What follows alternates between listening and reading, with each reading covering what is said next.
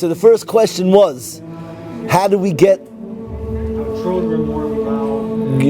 the next generation? You know, a parent wants you want to make it like it's being involved in Klal Yisrael is important to you, and you want your children to have the same sensitivities, the same concern. It should be important to all of us, not just to me. Yeah. I'm saying you're asking, how do you give over something, be moira something? How do you give over, make something into a family, a generational? How do you make something generational? That's making it very broadening your question. Okay. So I'm sure there's a lot of ways to go about the question, but it's a good way to.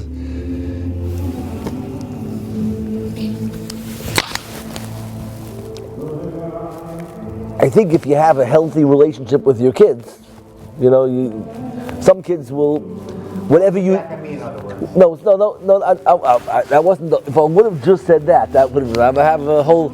I don't have one-word answers, so takes a few steps. But I'm saying sometimes if you have kids who are rebels, right? So then you can't use the regular mode. The daf gonna do so that then you just say you hate Jews, and then they'll love Jews, right? If you have the easiest people to control are rebels, it's a good yesod for life. You have someone who's a contrarian, it's very easy to get them to do whatever you want. You go right? What do they call it? Something psychology, reverse psychology. But that's not what we're talking about. A serious thing. How do you give? So I don't think you have. Of course, you could always talk about in every individual sugya how to portray it in the most beautiful, inspiring way. Then you need 500 answers for the 500 different things you want to give over. The shortcut to giving over anything to kids is two steps. Is to make it part of your life, and to make sure you're an extremely happy person. Whatever you do, and you're happy, if you're happy, you have credibility.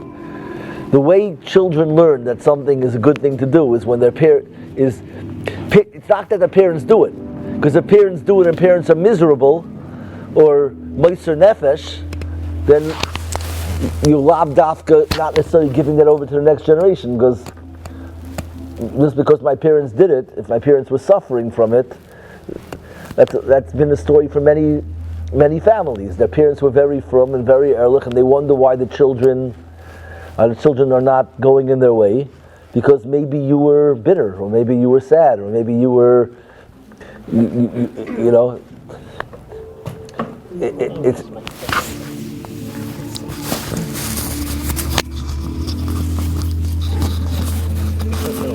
Okay, what's cutting out?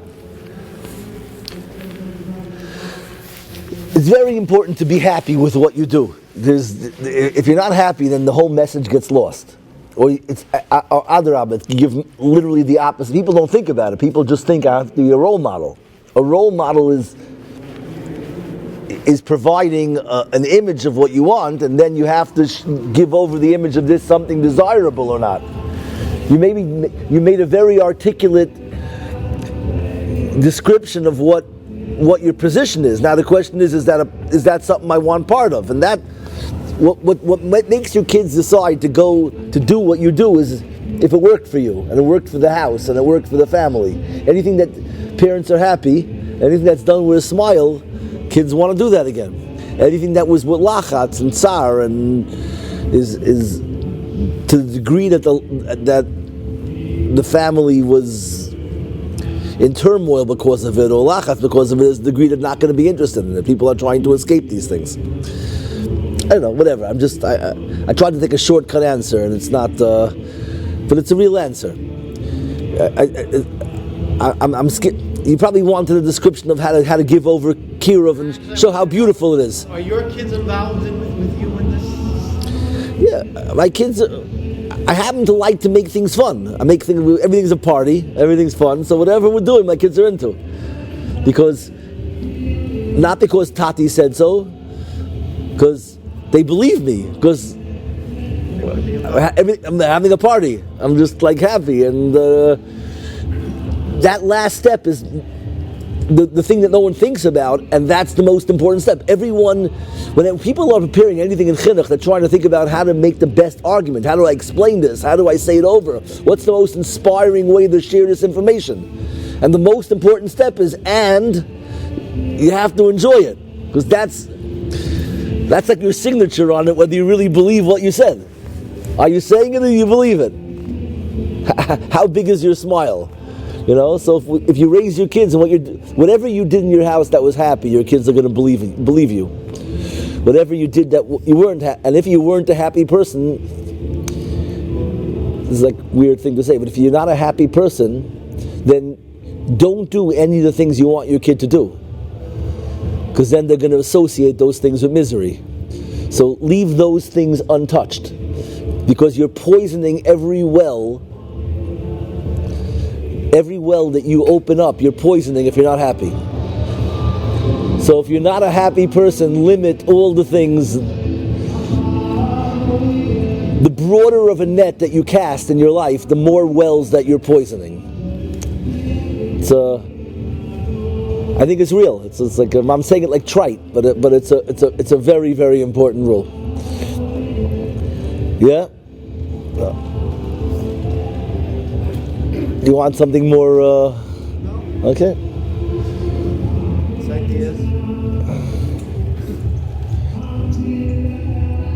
It's hard to get started. I'm not in my stride yet. Yeah. I don't know. Go ahead. Just whoever's most aggressive wins. Go ahead.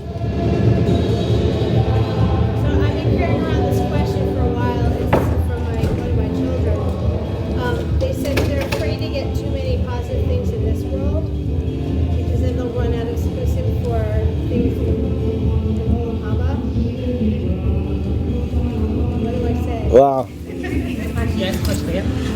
Your kids are too scared to get too many good things in this world, because then they don't want to use up their whole olam haba. Right.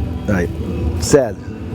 So I'll tell you, just the way you said it, it's not directly. I'm going to approach it maybe more head on in a second. This is the first thing that came to mind. It's worth sharing. The Ishbitzer has an amazing vart. The Gemara discusses what's called a good guest, an oirich toiv. There are good guests and bad guests. You invite a guest to your house, and there's two types of guests. There's the one person who says, I appreciate they invited me, it's really nice, but they have a big family and they're cooking anyway. So they invited me, they did a nice chesed, they made room for me at the table, but they were cooking anyway, And the other guest says, can't believe that they think of me and they did this for me, and you see everything that was done for you and you recognize all the detail. So that's an oirich toiv. So the Ishbitzer explains that what's the dynamic when you invite an oirich toiv to your house? So you have a certain guest that goes, everything is served. You go, what did you put in that soup? There was some kind of interesting spice. What was that? There was something there. So the wife goes, yeah, well, and whatever it was, I don't know, jasmine, I don't know, some weird thing, I don't know. It's not my field. Okay, I'm good at eating. Everything else, all the preliminary stuff is not my. And that kugel, that wasn't the regular Lakshan kugel. You did something different, and I never had chicken like that. What was it? So you have guests like that see everything and appreciate everything. So you know what happens when you invite that when that guest, you invite them again. When the hostess finds out that guest is coming again, she cooks 5, 6, 7 extra dishes, because they get everything. So the Ishbitzer says that's how it works with the Rebbeinu Shalom also. The more you acknowledge the brachas He gives you, and the more you stell on them, and you go, wow, look what Hashem did for me, you can't believe this. There was so many things that could have happened. This the best possible thing. I got to do this, I went to here. Not only did I go to Project Inspire, but they had Joey Newcomb, and then there was ice cream and popcorn going on. So when you hear that happen, when the Rebbeinu Shalom hears you talk to that, so he's going to start making shopping lists to deliver to you. You're going to start getting, because you see it. It's literally the opposite way. This is the Ishbitzer's advice to how to bring bracha into your life. Is literally the opposite. The acknowledgement of all the brachos and the things Hashem gave you, if you acknowledge it, it doesn't take away. It's the impetus for Hashem to give you more and more and more. Because the kesher it's a good life hack. I'm not saying to play shtick, but if you can get yourself to a place of hakaras hatoiv and nuance where you see things, it's a surefire way that the Rebbeinu Shalom will come up with more and more creative ways to get you to be nismal. But to directly answer your question,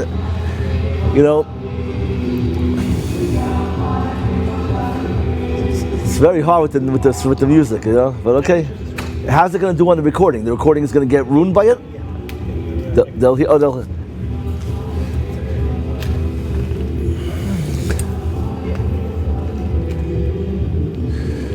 So let's go to the original question. I just, for some reason, I feel like the world is so past that question, but obviously not. It's like a wake up. The question is that my kids are scared that to get too many good things, they're using up their Olam Haba.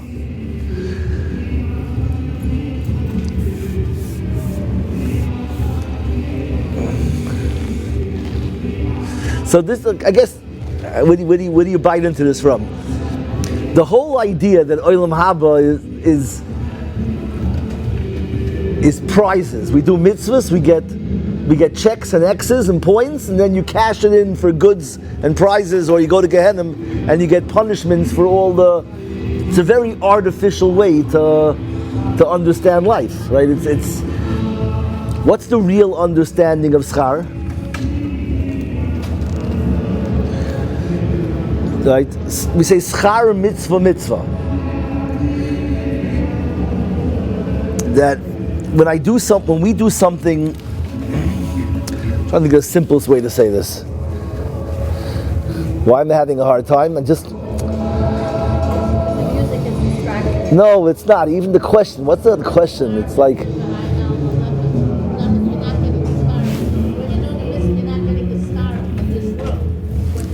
See, that's the same. You're coming from the same place. I'm not feeling the question. I'm so past this. I feel like the next door, are you guys bothered by this question? Are you like, the next door has a whole different relationship with Hashem. We did a very good job in chinuch that all of us old people's questions, they know better than us. We're like very damaged in the way we see it. We have these questions. The next door is very, very real. And they don't ask these kind of questions. We understand that we lived in a time when things were very transactional. I just feel bad like doing the same thing over and over again. Like all my speeches ultimately end up having to start from the beginning, and I don't want like every recording to sound the same, but I'm going to do it. I'm going to say it. We're here. Every group deserves to have their own tour. I say this is Gan Eden. This is the Gan. America's not a Gan. Earth isn't the Gan. This is a Gan. This is amazing Gan. And all that Hashem wanted was that we should dance in His Gan. He created Adam and Chava. He put them into this amazing garden. The garden is just a smorgasbord of pleasure. What is the world?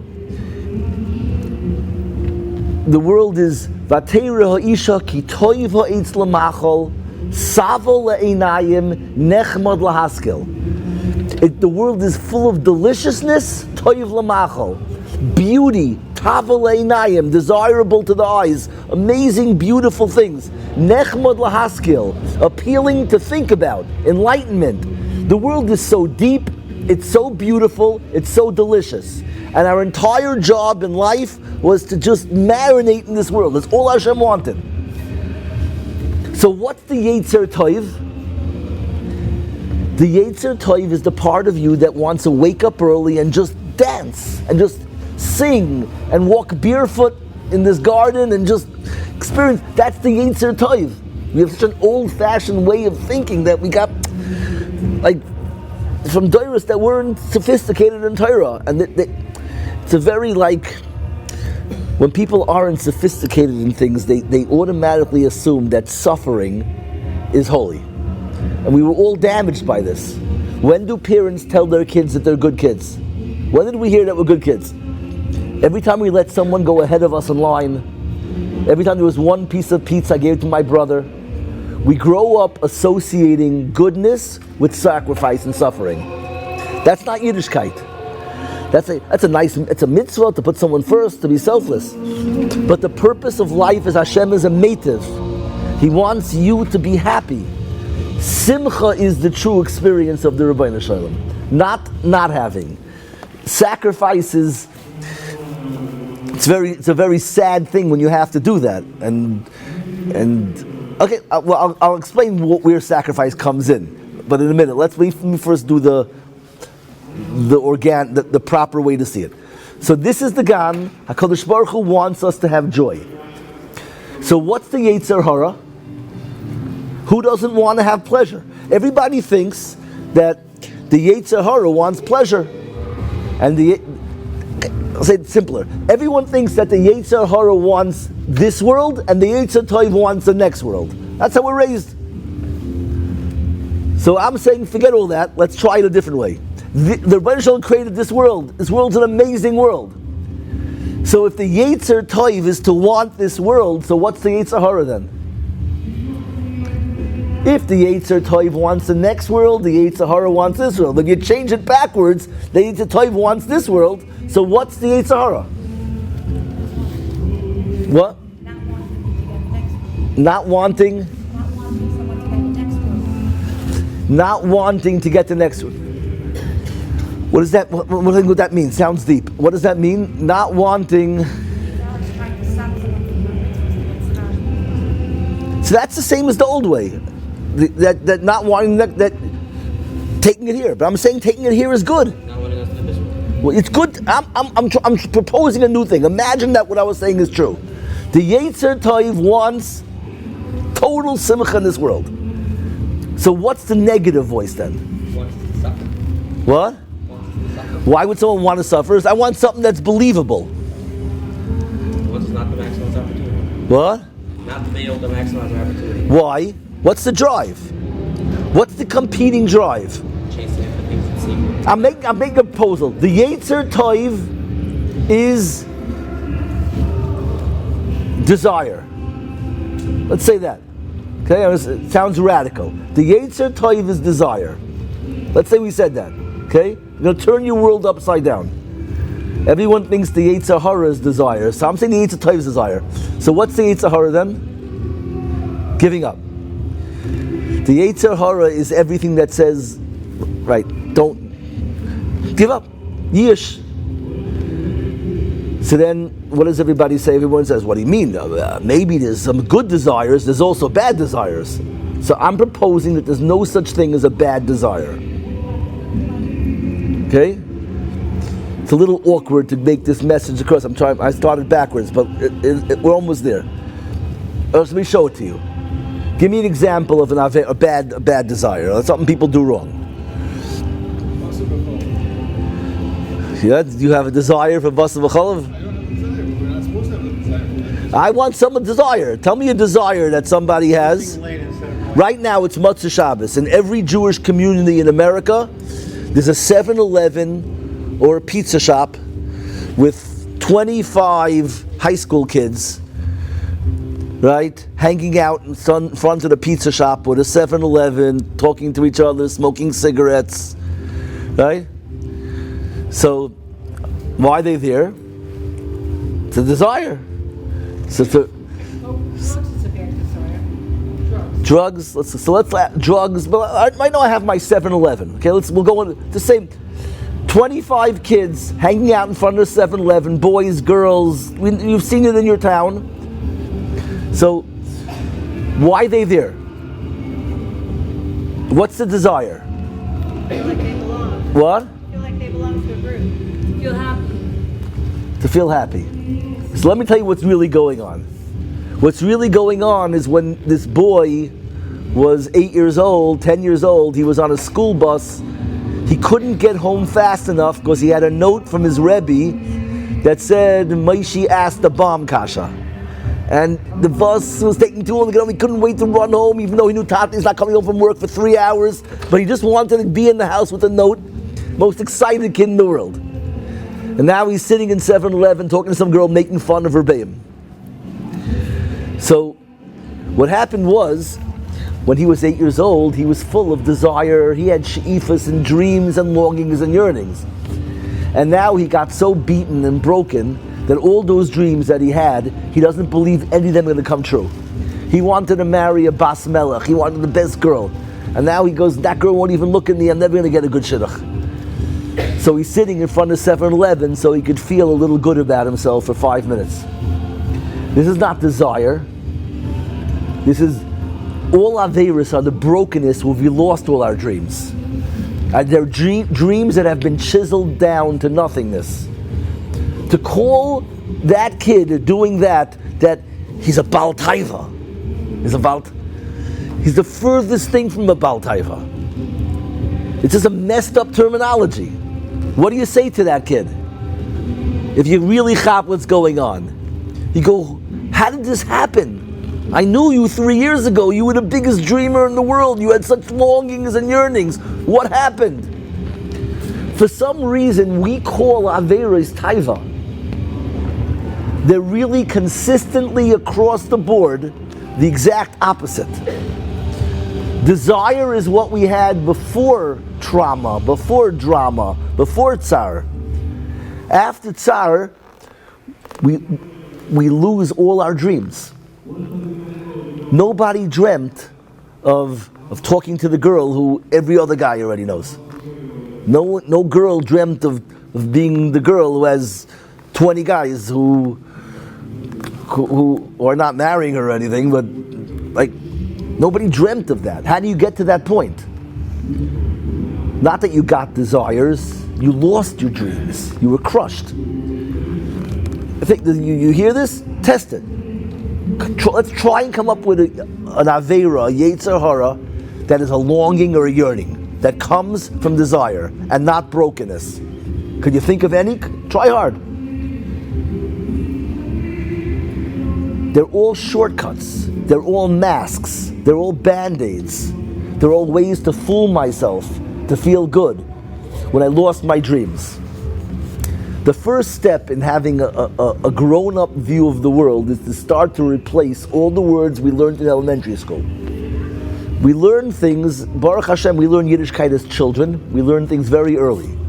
But because we learned them when we're young, most of the ideas we have are placeholders till we get older, and now we have to have a more grown-up understanding of things.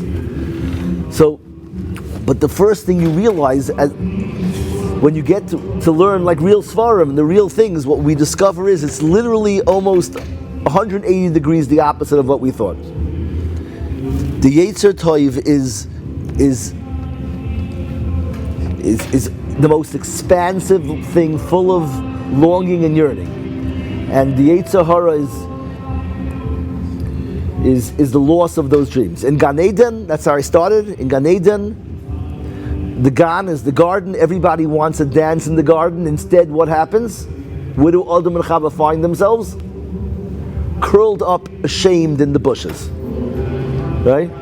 So imagine that this is a real story. Imagine that Kadosh Baruch Hu gave us the story of Adam and Chava because he actually wanted to teach us something about life. So let's learn it like grown-ups. Every one of us is Adam and Chava born into a garden, an amazing garden. And all we want is to dance in this garden. Instead, invariably, every human find themselves in a fetal position, curled up, terrified in bushes. Why? What drove them into the bushes? What's the answer? Exactly, the Torah says. Why'd they go in the bushes? Shame. So really then, if you want to use the Torah's words, the Yetzer Tov and the Yetzer Hara are yearnings, desire, and shame. That's the struggle. My dreams versus my shame. Dreams and shame are opposites. Can we test that? Does that work for you? You buying it? You're shaking your head. Why? Let's go. Let's work it out. You gave an example that culturally we see as being cheap or Okay, so what can we do? I told them to pick any example.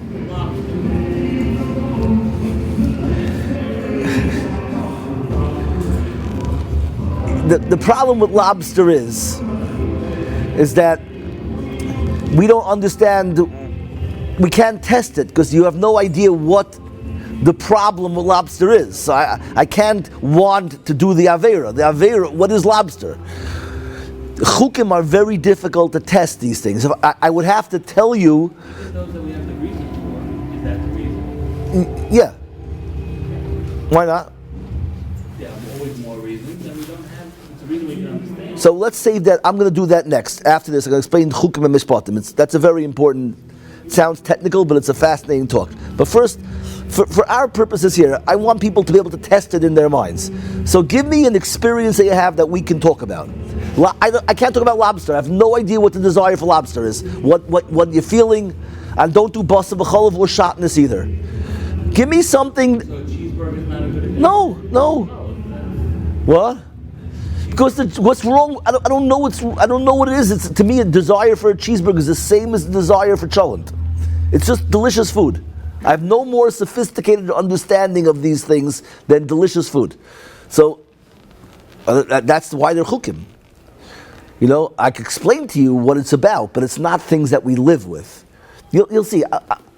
I promise you, the next thing we'll do is chukim mishpat, and you'll understand exactly what I'm saying. But for our purposes now, 99% of us have desires for things that are not chukim. So let's talk about things that we can talk about, things that we're experts in. What? Any avera, pick any avera. You want to steal? You want to cheat? You want to lie? What? Okay, drugs. Drugs. What's wrong with drugs? What?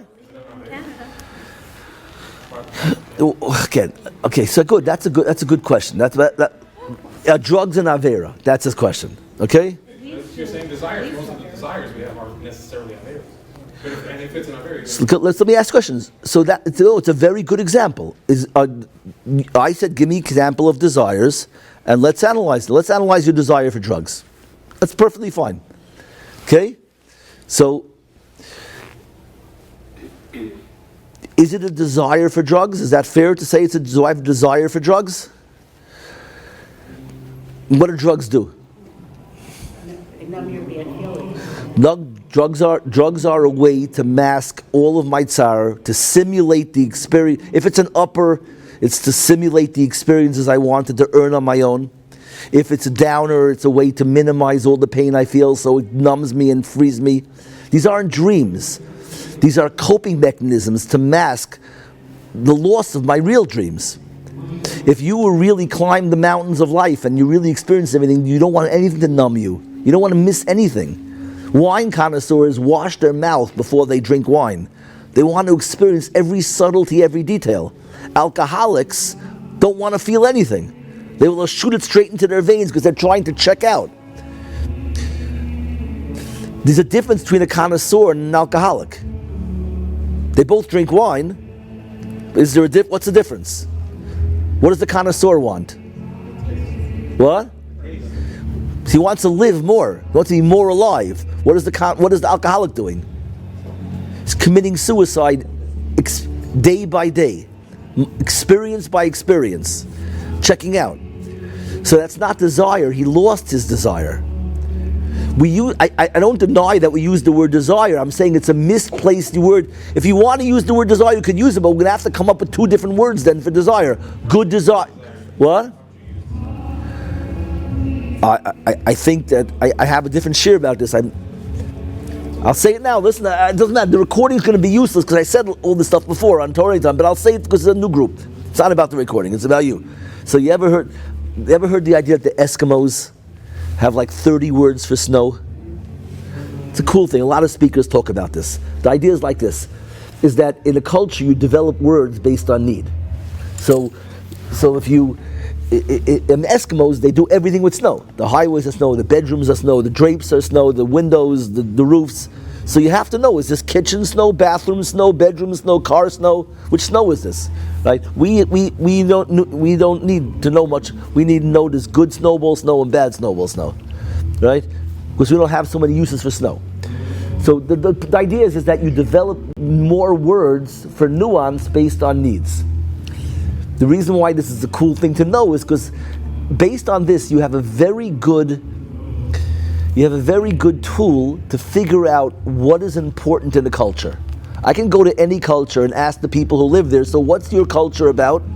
And everybody becomes a salesman. Oh, we're about justice and kindness, But you don't know if that's true. They're spin doctors. Everyone's trying to make it sound good. I now have a non-biased way to get an honest answer about what's important in the culture. You know what I do? I open a dictionary. I look which words have the most synonyms. And those are the things that are most important things in those cultures because they need the most words for it. And they can't cheat because that's the facts, right?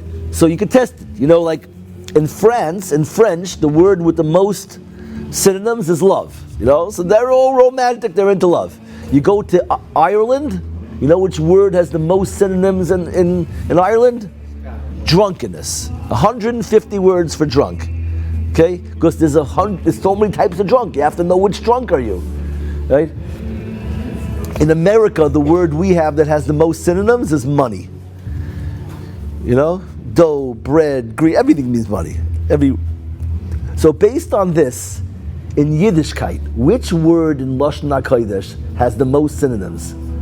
Using this non-biased tool, what do you think is the thing in our religion that is the most important? Meaning, I can't cheat now, we can't spin. We're going to open the dictionary, find which word has most synonyms, and that's the thing that is the most important thing by this very fair, clear, honest measuring stick. What do you think it is? Simcha, very good. So I heard different drashas from rabbis. Some say simcha. There's 10 words for simcha. Gila, Rina, Dietza, Visasa, and simcha. So many words. Chedva, 10 words. It's up there. Not number one though. Okay, so the truth is everything in the world is Shemaisav, everything Hashem is saying. So it's not a fair question because everything's God. So let's just say that besides God, okay? Tefillah. So Rav Pinkus says it's tefillah. He has a whole book on all the different lashonis, 10 different lashonis for tefillah, right? Also 10. So both simcha and tefillah have 10. I have another word that is more of it than simcha and tefillah combined, more than 20 words. It's far and away. That would be a great answer, but is there? I can think of 3-4 words. But Tainug, Idun. Right, there's words not anywhere near 10 that I can think of. There's the word in Lush. It's very cool when the number one thing is so far ahead of number two. I don't know how many debates. This is one of those examples. The word in Lashon HaKodesh that has the most synonyms is 25 words. The number two words are all 10. 250% more of this word than anything else. And the last introduction I'll give you is when I say the word, you'll be shocked. Because we always learn new chidushim in life, but very rarely at this age, you learn a chiddush that's 180 degrees the opposite of everything you thought before. The word I tell you is until this moment, until this year, you thought it was the worst thing in the world.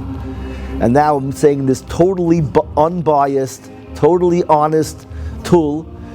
This is the word that has 25 words. And you know already because I've been talking about it for 20 minutes. Taiva.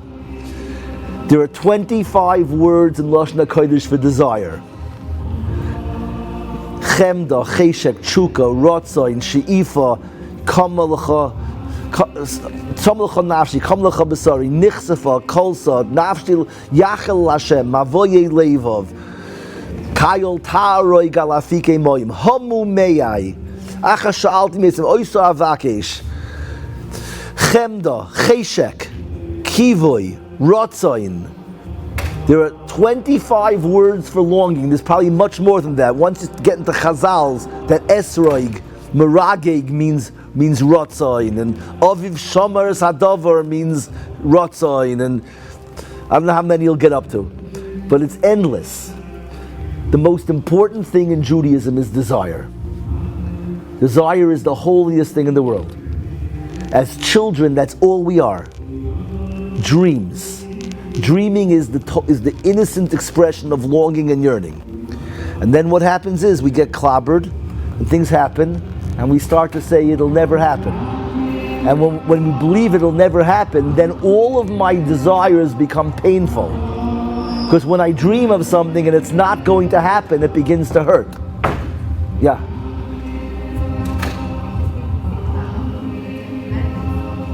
I can't hear, I'm sorry. Wait till the door closes.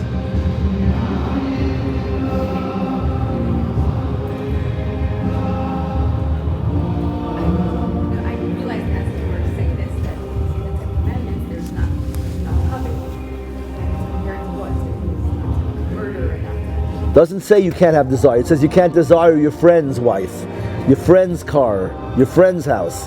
Desire in its own is the holiest thing. Somebody else's. Find your own. The Torah wants you to yearn and to long. There's nothing holier than yearning. So the grown-up understanding of the good inclination, the bad inclination, is the Yetzer Tov is our desires, our dreams, our will. The Yetzer Hara is all the voices in your head that says, who you fooling, it's never going to happen. The skill set of the Yetzer Hara is eye rolls. It's like cackling, making fun of, snickering, all those tricks that we do to silence our dreams. So the biggest tzaddikim, I'll say it better, I'll show you a really cool idea. Everybody thinks that there's a great stira between hishtadlus and emunah. Should I trust Hashem or should I work hard? Okay? So, let me show you a cool thing. So, what's emunah? What am I believing?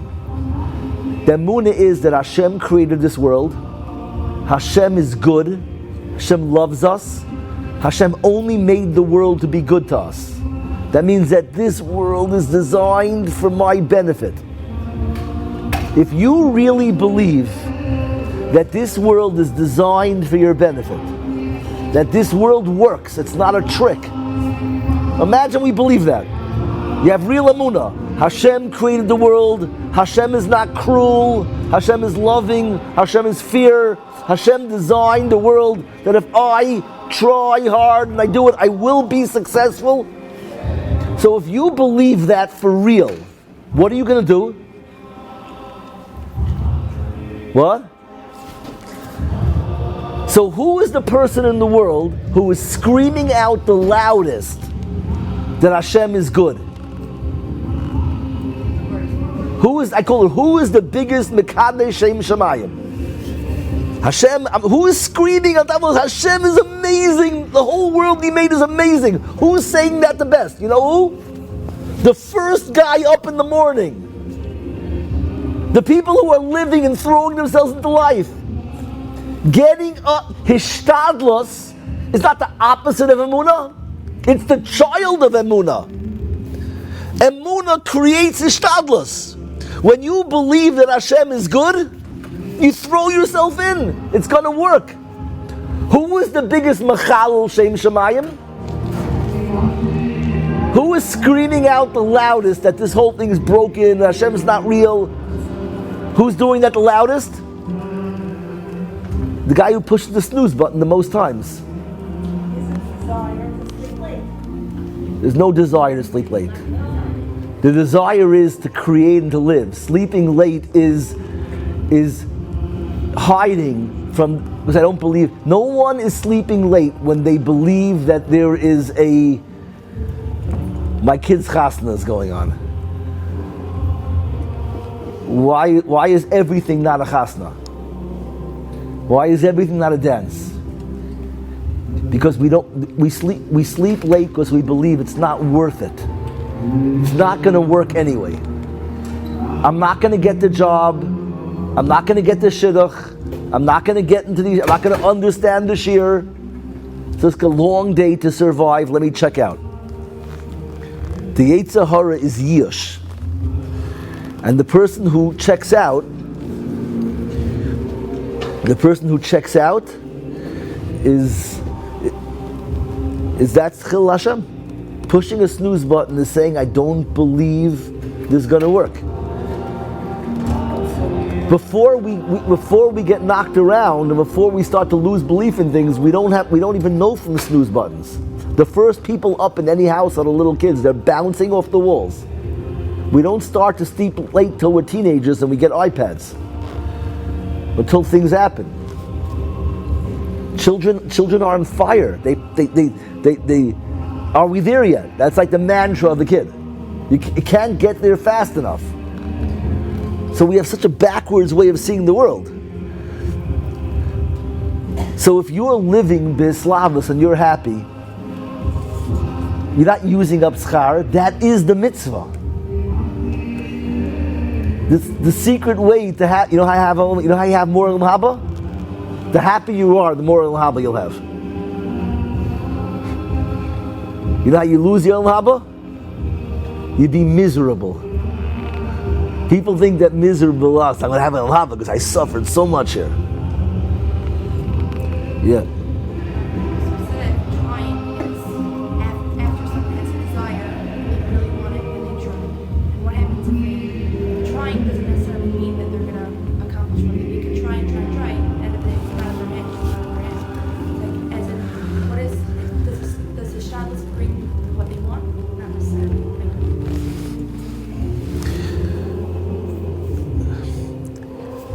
Okay. So there's two questions in here. Is what happens when the shtalus doesn't work? But don't make it like it's the normal thing. Most things in life, we have a klal. Yogati v'lo motzasi al tam. You don't believe someone who says that he tried and it didn't work. We don't believe him.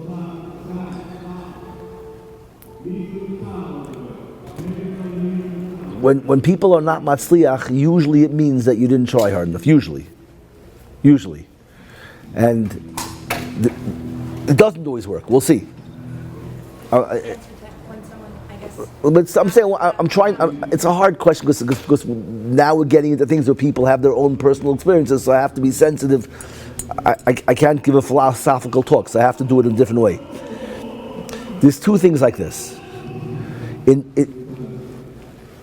For the most part, when people are not matzliach at something, they're doing something wrong. For the most part. And yeah, you need a good friend, you need someone who cares about you to tell you. But it's because it's not geschmack to beat up on someone who's failing. That's the last thing. People need chizuk. But when you talk to someone who's dating for a while, it's not always working. So often the response is that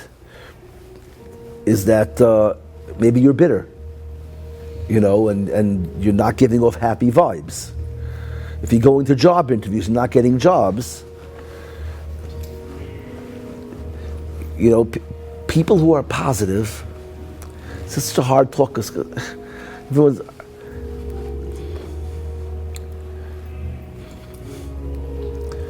good in order, okay? So I don't want to hurt anybody, but not everybody's holding by clear self-analysis.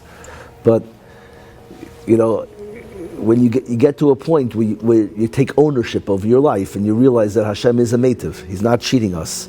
And most of my tsar, I can speak for myself, all the tsar that I felt in my life, it was very hard to come to that recognition, but it all came because of things I was doing wrong. And it's so much easier to be angry and feel cheated and to say it's not this. But every Rebbe who didn't like me, maybe I was arrogant. People don't like arrogance, they don't like chutzpah.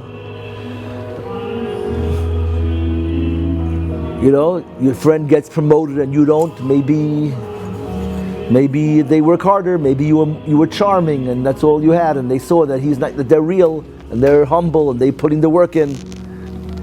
People don't see their chesroinus. But that's part of the belief that Hashem is a meitiv. When we believe that Hashem is a meitiv, we believe that the world is designed for success. And I can fix things. I know so many people who, I talk to them, I set a guy up on a shidduch and he just sabotages every single thing, and then he gets angrier and angrier. So then the next day he sabotages worse. So Hashem has it out. Hashem has it in for him. Hashem is torturing him. What's going on?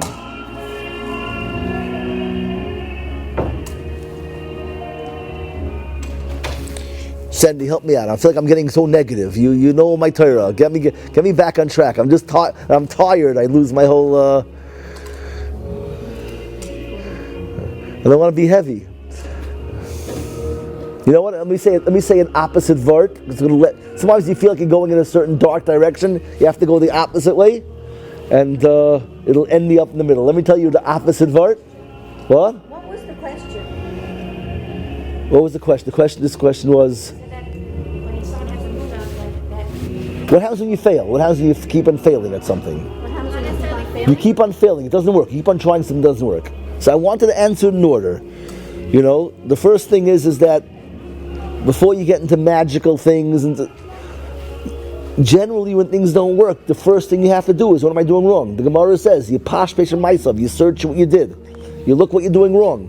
People refuse to do this. It's so much easier to fetch and to rant, and I'm not saying you, I'm just saying this is what we as human beings do. We blame and we rather. I want to say opposite. I want to switch. I got. It's hard to turn on a big truck. Sometimes it's just meant to be. Yeah, okay, but let's not get there so fast, because it's not fair to do that. Because then everybody jumps on that, and that's not the way the world is. You're a parent. You see your children struggling with things. Very rarely is it not meant to be. You usually know what they need to hear. Maybe you can say it now. Maybe they're crying and they're hurt, so you wait till tomorrow. But you know, usually everybody knows what they have to say. I'm a Rebbe. Every kid I know who's struggling with life, I know what their problem is. The question is, when can I get them to a place that I could say it to them? See, right now I'm not talking to any individual, so I could say things I thought I could say. I'm not talking to an individual. I thought I could say things that sound brutal. There's no person who's hearing it, but I'm feeling like everyone's taking it personal. So I think I'm making a mistake. There's a difference when you give a group talk and you're talking to a yachid. But every student I have, you talk to a person for a few minutes, you usually know like what their block is, but you can't tell them yet, because they're human beings and people have to be ready to hear something. And life is a lot of times a process of getting to the point where you can hear it. And Hashem usually lets us hear things when we're ready. And When you're not ready yet, you have to fall back on what's for the best. And we don't understand. So why do we have failures when we're not ready to hear it? Why is Hashem doing that? No, because it's real. You're not doing well because you're not doing it. You're not ready to hear it. So So that feeling of frustration and sadness is necessary for you. That will build up the frustration. You're right. We need to feel. Okay, but I want to switch the whole tone. I want to bring the whole conversation from the opposite angle. I feel like if I go the other way, I'll come to a more positive way. You could discuss it. Let me do what I want to do. Let me see if it'll work. I have a Dvar Torah I was trying to say positive thing. It just feels heavy. I want to say something negative that feels positive. You'll see. Okay? You're gonna hear. This is such a deep thought, I think. I said it to someone over Shabbos, and I felt like I wanted to share it with everybody. You have in Gan Eden, after they did the Avera, so Hashem was afraid that now they're going to want to go eat from the Eitz HaChaim. So Hashem put it says he made kruvim, lishmar derech Eitz HaChaim. Two things actually. I'm only going to discuss one of them now. He placed the lat hacher hamishapeches. Depending which translation you use, they're all a different weird thing, but they're all hard to understand. But the literal translation is lat is like the flames, the flash of the cherv hamishapeches, the sword that flips out, the spinning sword, the flash, the fire, the flames of the spinning sword, and the kruvim. Hashem placed the fiery spinning sword and the kruvim guarding the path to the tree of life, so that Adam and Chava couldn't go back to the tree of life. So they both need to be explained. I'm going to explain. I want to ask about the kruvim now. he puts these kruvim as the guardians of the Eitz HaChaim. Rashi says, strangest Rashi, what are kruvim? Malachei chavala, angels of destruction. Now, how do we pick? We know what kruvim are. They were on the Aron, cherubs, right? They represent Adam and Chava before the Avera. They weren't wearing clothing, but they were innocent and clueless. This like youthful, perfect, childish, gleeful, undamaged, untainted, untamed, just perfect kids. That's how could you possibly call those innocent, chubby, beautiful kids, right, angels of destruction? So many Mefarshim say, oh, it must be different kruvim than the ones on the Aron. And kruvim is a much broad, but it's very hard to say that because the Aron is called also, the Torah is Eitz Chaim Hi L'Machazikim Ba. The Torah is the Eitz HaChaim, and the tree of life is Eitz HaChaim, and the Torah has kruvim, and this has kruvim. You're going to assume that both Eitz Chaims have the same kruvim.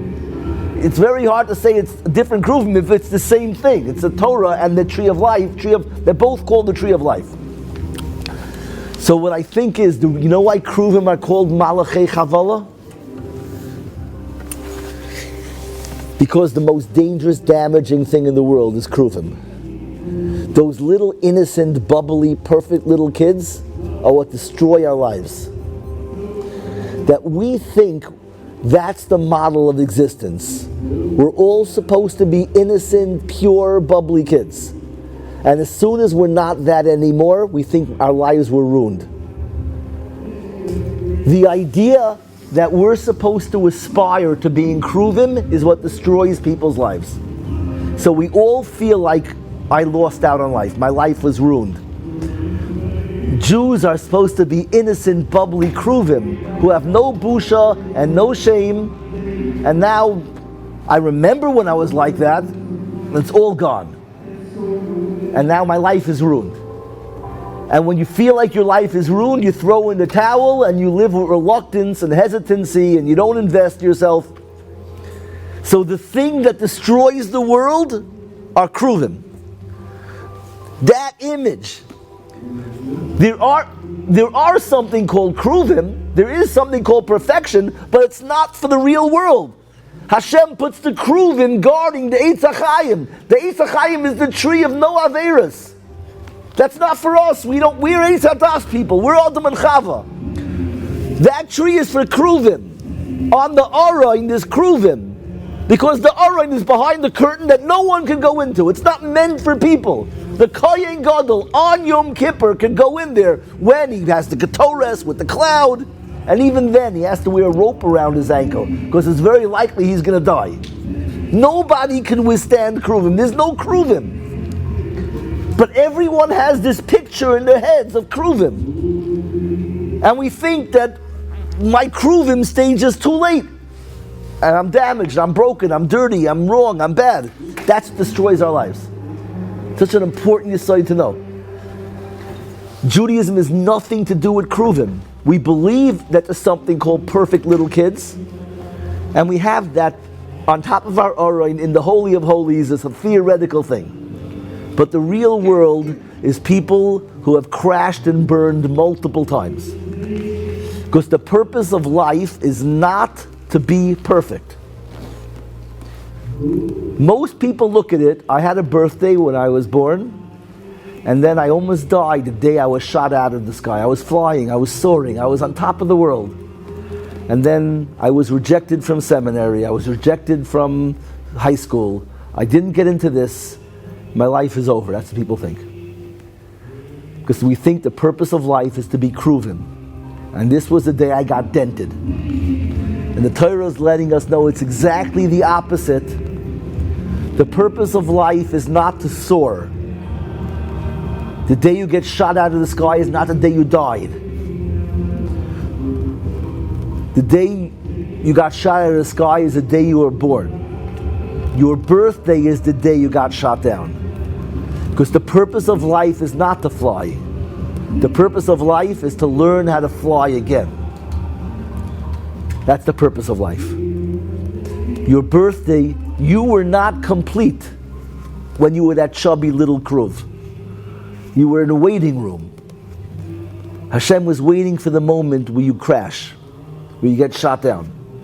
That's your birthday. Because the purpose of existence is to recover what you once had. Tshuva is the purpose of life. Recovery is the purpose of life.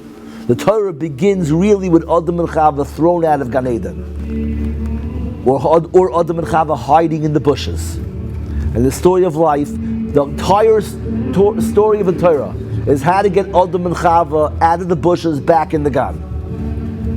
How they got in the bushes is all the preliminary story. The Torah is the guide back. Yeah.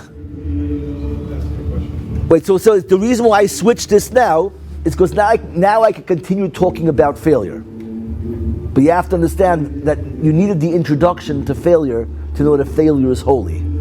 Okay? Failure is not heavy. Failure is beautiful. Failure is your birthday party. So once we understand the Torah's view of failure, now we can talk about failure because I'm not destroying anyone's lives by talking about, you understand what I'm saying? We talk about now falling. It's like, wow, what was your crash like? Right? How did it feel? We can sit and compare crash stories because it's a total change in the way we see the world. We thought crash stories are the most embarrassing thing, the thing you have to hide from everybody because it's the thing that ruined me. No one should know I'm dented because the only person worth living is the pristine, perfect person. The day you realize that the people who are pristine haven't even begun to contemplate living yet. They're in the waiting room. They weren't born yet. I always say that we have this dent on our lip over here, right? Because the Malach hit us when we were born. But we know that well, the truth is, I have to. Okay, I have to say the vart because I can ruin the cake. Here's the vart. I'm going to tell you the vart. Okay, the Kruven vart's an important vart, so I'm going to give you another way to hear the same thing from a different angle. I just feel like I'm giving chizuk now as opposed to hitting people. But I want to get back to failure because now you understand that now we can talk about failure. Failure is cool. It's not great, but it's safe to talk about because failure is just getting ready to live. Like I spoke today about the bow and arrow, Ashir. You know how bow and arrows work? You want something to go forward, the further you pull this way, the better it'll go forward. You have to look at all your failures as bow and arrow stuff. You wanted to go there, instead it's pulling you this way and that way. But when you know the more you're going this way, your arrow is just going to fly quicker and further and higher than ever before. If you only go back a little bit, you're going to get a little dinky arrow shot. You don't get anywhere, you know? You want to fly, it's going to hurt. You got to need a muscle guy to pull back on you. Right? That's, okay, so let me say the other side. Everyone knows the famous Chazal. You know the Chazal that the baby knows the whole Torah until the Malach hits him on the lip, and then when he's born, and then he forgets the whole Torah, and then in life we're supposed to relearn it. You know that Gemara? It's a Gemara. So let me tell you, I think Pshat in the Gemara is like this. Let's do it like grown-ups. What does it mean that that a baby knows the whole Torah? Children can't even, they can't do anything. They don't know the whole Torah, right? They're not toilet trained. They hopefully don't learn Torah. What? The neshama knows it, not the baby. What does that mean? What does that mean? Let's talk about what that means. What does that mean? What's the use of the neshama or whatever, knowing the Torah, doesn't know it, know it? Then when it learns it again, it'll recognize it. Is that true? I don't know. It's nice. Listen. It's definitely when you learn Torah. Are you recovering something? You feel deja vu? Yeah, sometimes. I'm going to explain it now. We're going to learn the Gemara now. I'm not saying it's not true. But I want to create an opening for a very cool way to understand it, very deep. Right? There's the famous story that the fellow was learning every night. The model, probably happens. He was learning every night, and he had a shittle there that was bothering him.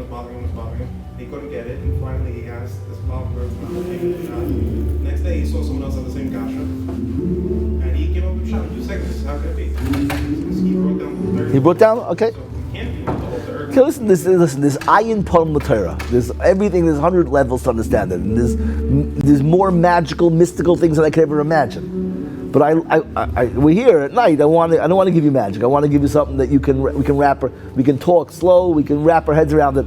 I want to come with something that the Torah is communicating such deep, and you'll be the judge if this fits what the Torah is saying. If I'm making up something, if I'm spinning, if I'm apologizing, or is it real? Here's my pshat. What do we mean that a child learns the whole Torah in the womb? So, what does Torah mean? I just want to say, the Chavis says very similar to what we're going to say.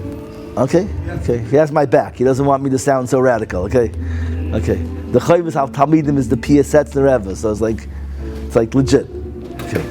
Okay. So here's the word. The word is. Let's just come up with different. A child knows the whole Torah in the womb. What does Torah mean? Torah is emes, the truth. So now emes, truth, is a very philosophical word. Could you come up with a more useful, practical word, a real word? I want a real world word for truth. That's not like textbook stuff. Like truth sounds theoretical. How do you say truth practically? What's the word you would use? Trying to explain to somebody in their life what's true. Right's a good answer, but right is like political or philosophical. Reality. You want to tell someone to live in the truth, then just live in reality. Stop living in denial. So I want to replace the word Torah with reality. You understand how we did that? We said Torah is truth. Truth is just another word for reality. So now when we say a child, a baby, a little child knows the whole Torah, what are we really saying? Is that children totally live in reality. They see the world exactly as it is. They're living in the real world. They don't need to distort things. They don't need to be in denial.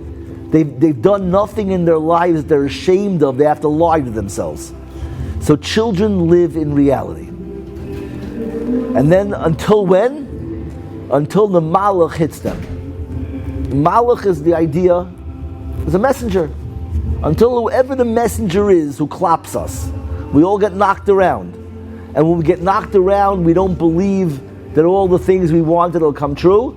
And then we have to start lying to ourselves and saying it was stupid, it was narishkeit, who needed it, it's la la land. None of my married friends are happy. Everybody who went to that school hated it. All the lines, right? Everybody has all their weird things that we say to justify all the things that we wanted that aren't where we wanted them to be. So, and when do we start doing that? When does that happen? When do you stop living in reality, and when do you distort reality? The day you believe that reality is not going to be in sync with what you wanted. Why did that happen? Because you got knocked around. You were rejected, you were hurt. Okay, that's the start. You have to make it a little more compelling. Chazal doesn't say that children know the whole Torah until the malach hits them. It says specifically the malach hits them on the lip. So, what is that about? So, what do you think would be what's the universal image of the moment that most people? Is there a universal moment that we could? If you wanted to draw a very sad painting, a painting that captures the moment of a kid, innocent, wide-eyed, giggly, giddy, when he was a kruv, when he was a cherub, and then the moment where all that ended, where he starts to live in denial. What's that moment? Is there a universal moment? Everyone's different. There's millions of moments like that. But if you had to capture a universal moment like that, what would it be? I use a metaphor that I saw once happen with a bird. I was learning in my house in Pennsylvania, and behind the house was a glass room. I used to prepare my speeches in that room. I used to learn in that room. And we had very clean glass, and a beautiful bird was flying, and it didn't realize that it was glass. It flew right into the room, into the wall, and it falls down in a heap. And I watched the bird. A few minutes later, he was alive. He got up, he shook himself together, and he wobbled off, and he flew off into the sky. And he survived. But I was wondering, is it possible for this bird to ever fly again the same way he flew before he crashed into my wall? Because before he crashed into my wall, the bird thought the whole sky is open, and he flew freely in the sky, like beautiful in the sky, flying. Now he crashed into the wall.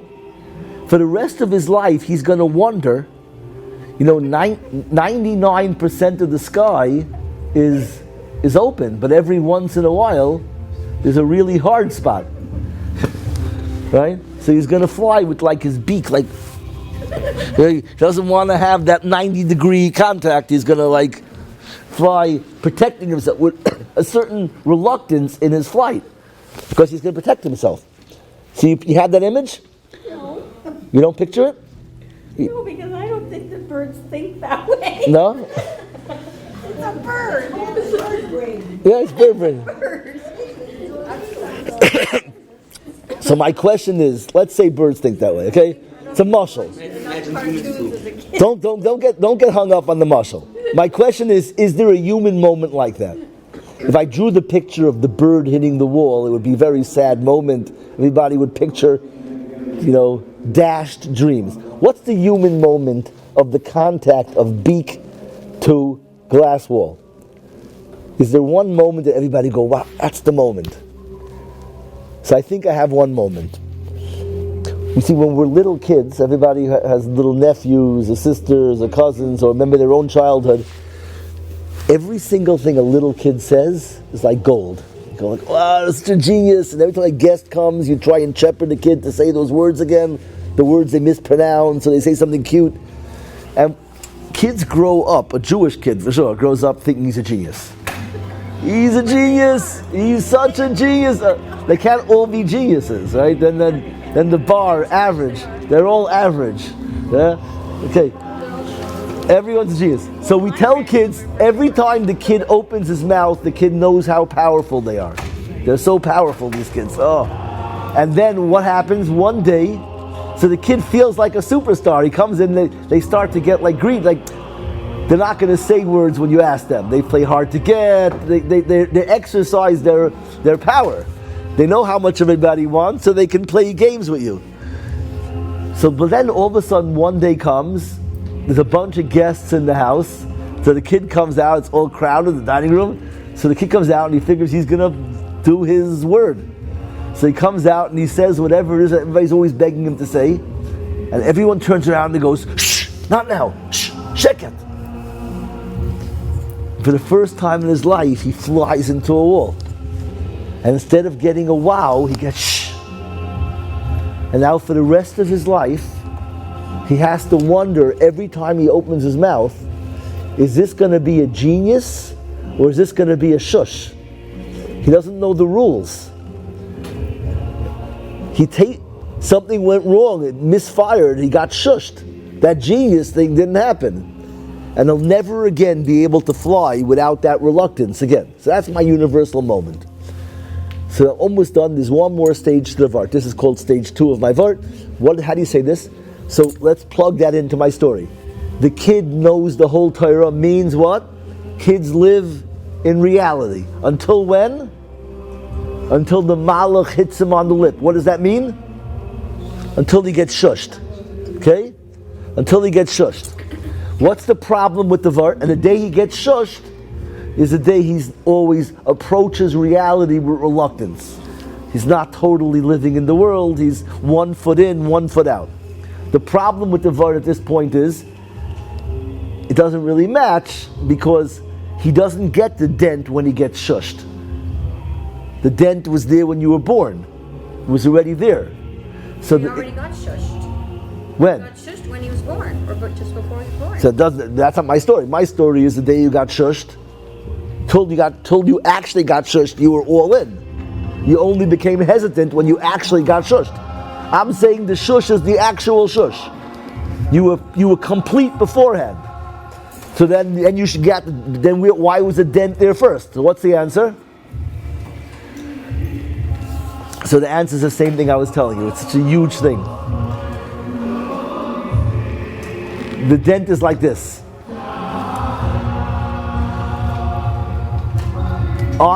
We all think that we were supposed to fly in the sky, soaring, and that Rebbe shot me down, that Russia hurt me and ruined my life. That's everyone's story of life. I was gonna get, everything was going amazing, and this is where I got ruined. That's what everybody thinks. What's the Torah saying? It's literally not like that. You didn't get that dent when you got shushed. They didn't give you the dent. The dent was there beforehand. What does that mean? What does it mean if you're already born with a dent? The dent isn't a scar from a shush. You know what a dent is? The dent is a groove that says, Rebbe, place fingers on dotted line and shush.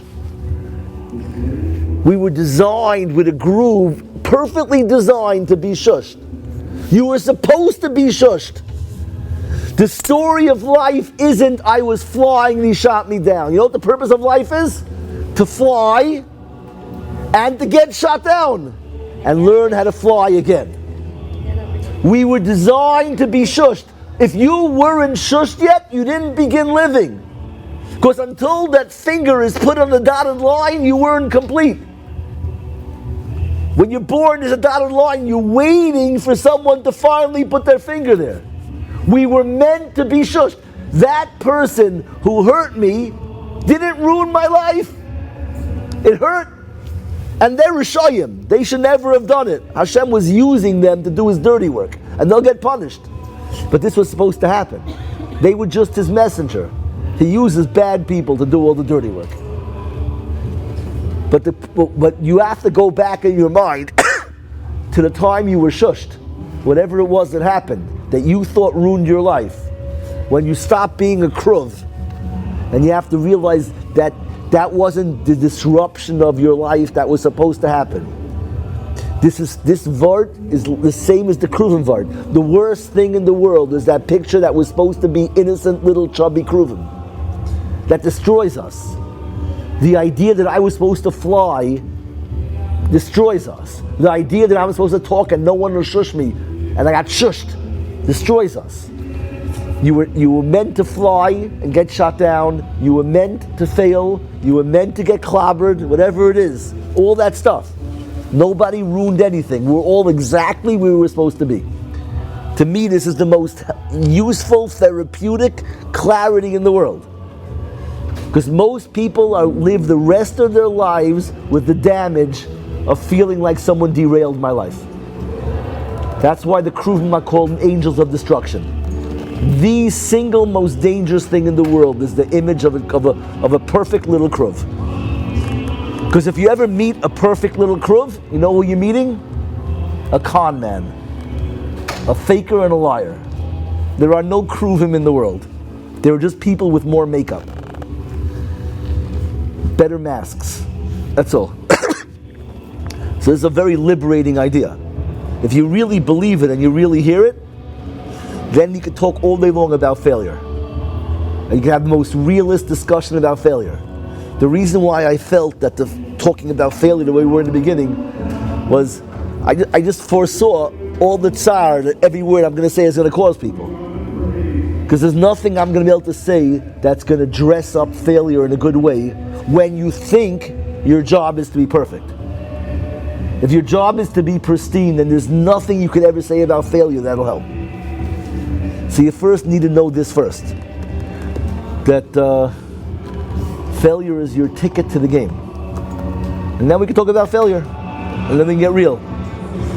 So, but maybe we should do something different now. This is like a long time on that topic. Yeah.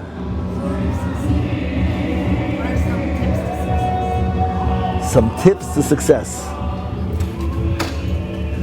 7. What? 7. 7? 7 habits. 7 habits? You believe in that stuff? It's good? It could be real. I've never read it. Come up with a few tips. Let's come up with a few tips. You tell me tips also. Well, everybody should say what they think is their number one tip. Tips to be matzliach in life. So first let me tell you, I'll connect to what I was saying before. So you have some kind of continuity. Before I was saying that everyone's hot, everybody is dreamers, we want to live large, but instead we're hiding in the bushes because we feel shame. So I think a few of the tips that we give should be tips for dealing with shame. Because the shame is what disables us. So this whole last thing I said is tip number 1 for shame. The knowledge that failure is normal. That will solve most of our guilt and shame, and that is probably the most useful tip for success. If you really chop and you assimilate what we're saying, you'll be a different person tomorrow.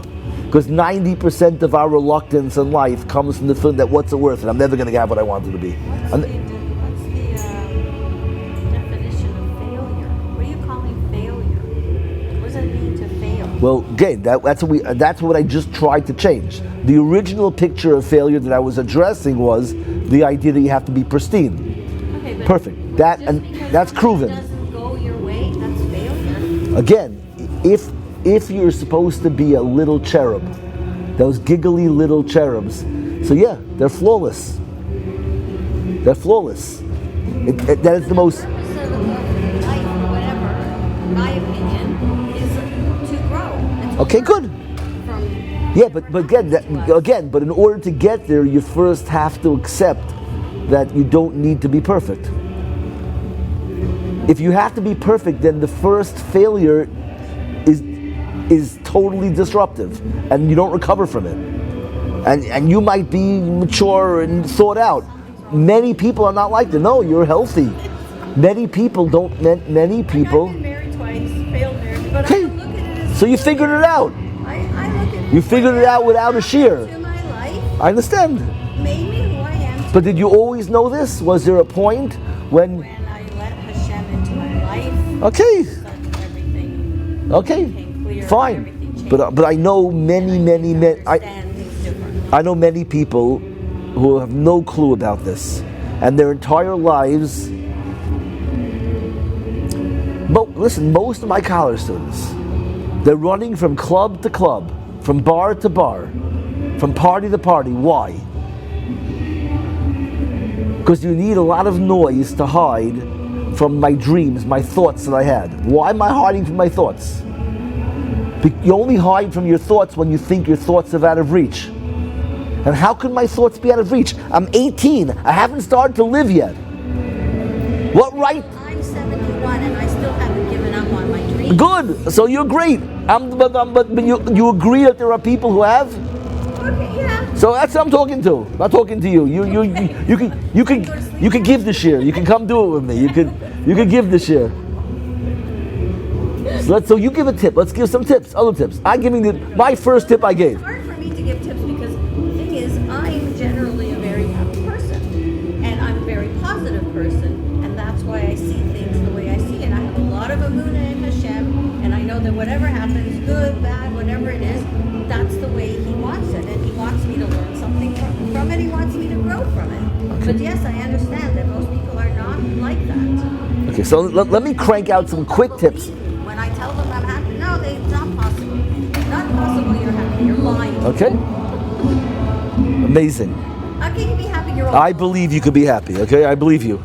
But let me crank out some quick tips, not such deep stuff. Let's go quick. Tip number one. Short, easy tips.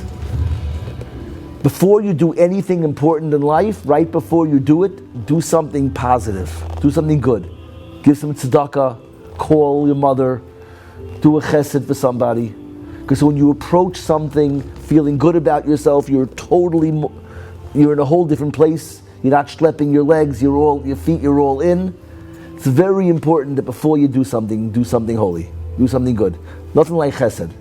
Chesed to another person. You see their reaction. Not private chesed.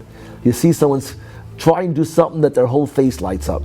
And then go ahead and do what you wanted to do, and you'll find, you go into a job interview, stop off by somebody else first. I'm not saying, of course, Hashem will reward you for the mitzvah in some magical way, it'll help. I'm talking about totally practically. You make someone's face light up, you walk out of that place with a bounce in your step. And you come to an interview, and the interviewee sees that you're lit up, you're confident, they want to hire you. You have great vibes. Do the same thing before every date. You go on a date, go stop by a friend, go to a nursing home, do a chesed, till not someone who's sleeping, someone who's up. You see their eyes, you see their face light up, you see them happy. When you go, they give you a goodbye, then you bounce, you float out of there on the way home, you go on the date, you have a whole different vibe. You're positive. People are affected by their actions. Another idea, maybe a little bit deeper, also useful, is that one big secret to life is compartmentalization. The ability to divide yourself into parts. That something goes wrong, you do something wrong, you should be able to realize that, yeah, but I did 10 things right. Our failings, our mistakes shouldn't color our whole personality. There should be a wall in our personalities separating ourselves. Meaning, I didn't daven mincha a whole week, you know, but you know what? I helped 10 people. I spent 3 hours on the phone with my friend, cheering her up. I went home, I helped my mother go shopping, and I brought her a thing, and I brought a gift for so-and-so, and they were so happy. Because it's very important to make sure we all have good things, and we all have not such good things. There's a risk that the not good things should spread in your whole personality and make you feel heavy and down. If you can put a wall up in your neshama that is a wall that keeps your failings in a quarantine, like a tourniquet to stop the bleed, to stop the spread of the thing, that's a huge skill set to have. It's one of the reasons why in the frum world we're so makbid on protecting kids' innocence when they're young. More modern people like to make fun and say, what are you, crazy? You think you're going to protect a kid their whole lives from seeing all these things? Everybody ends up seeing everything. And your kids are not going to be prepared for it because you kept them from it. What you should do is, you should be preparing kids to deal with things they see rather than protecting them from them. It's a very compelling argument, and it makes a lot of frum people insecure. It sounds like it makes sense, right? It makes sense. What's the answer to that argument? The answer to the argument is nobody believes we're protecting kids from seeing things forever. Everyone is going to be exposed to everything. 100% you're right. But that doesn't mean that you shouldn't try and delay it as long as you can. Because what happens is when a child is young and they have certain experiences, then they feel guilty and ashamed, and that shame spreads unchecked through the whole personality. If you could delay our feelings of shame or guilt till we've done good things, then whenever that feeling comes, I have another voice to fight it. I have a boy, he felt something bad, but he finished the whole Masechtas Makkos over the summer with his father. So now, he learns with his Zaidi, he learns whatever, he has a Chavrusa, an older boy, he goes to shul every night, he learns with this boy, he finished Makkos.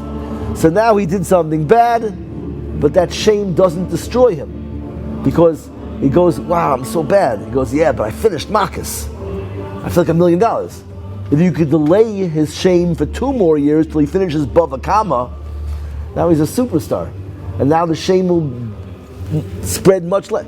If you can make it till he actually gets older in yeshiva and he says a chabura, he gives a shir, people listen to him, argue with him, he defends the shir, so then he is so equipped to defeating the other voice. Nobody believes you're going to protect anyone's innocence forever. It doesn't exist. But it's important to delay it long enough that the people develop alternative voices to combat it. The similar idea is what I said, is that be able to separate in your mind. You'd be surprised how few people can do this. We judge ourselves, our whole personalities, by small events. And we're overstating their significance. It's extremely important to see yourself as a whole, and that certain things shouldn't invade on your whole existence. They be compartmentalized. Another advice.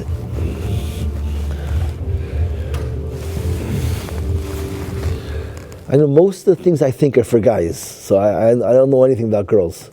So it might not resonate with you. Guys I have figured out pretty good. But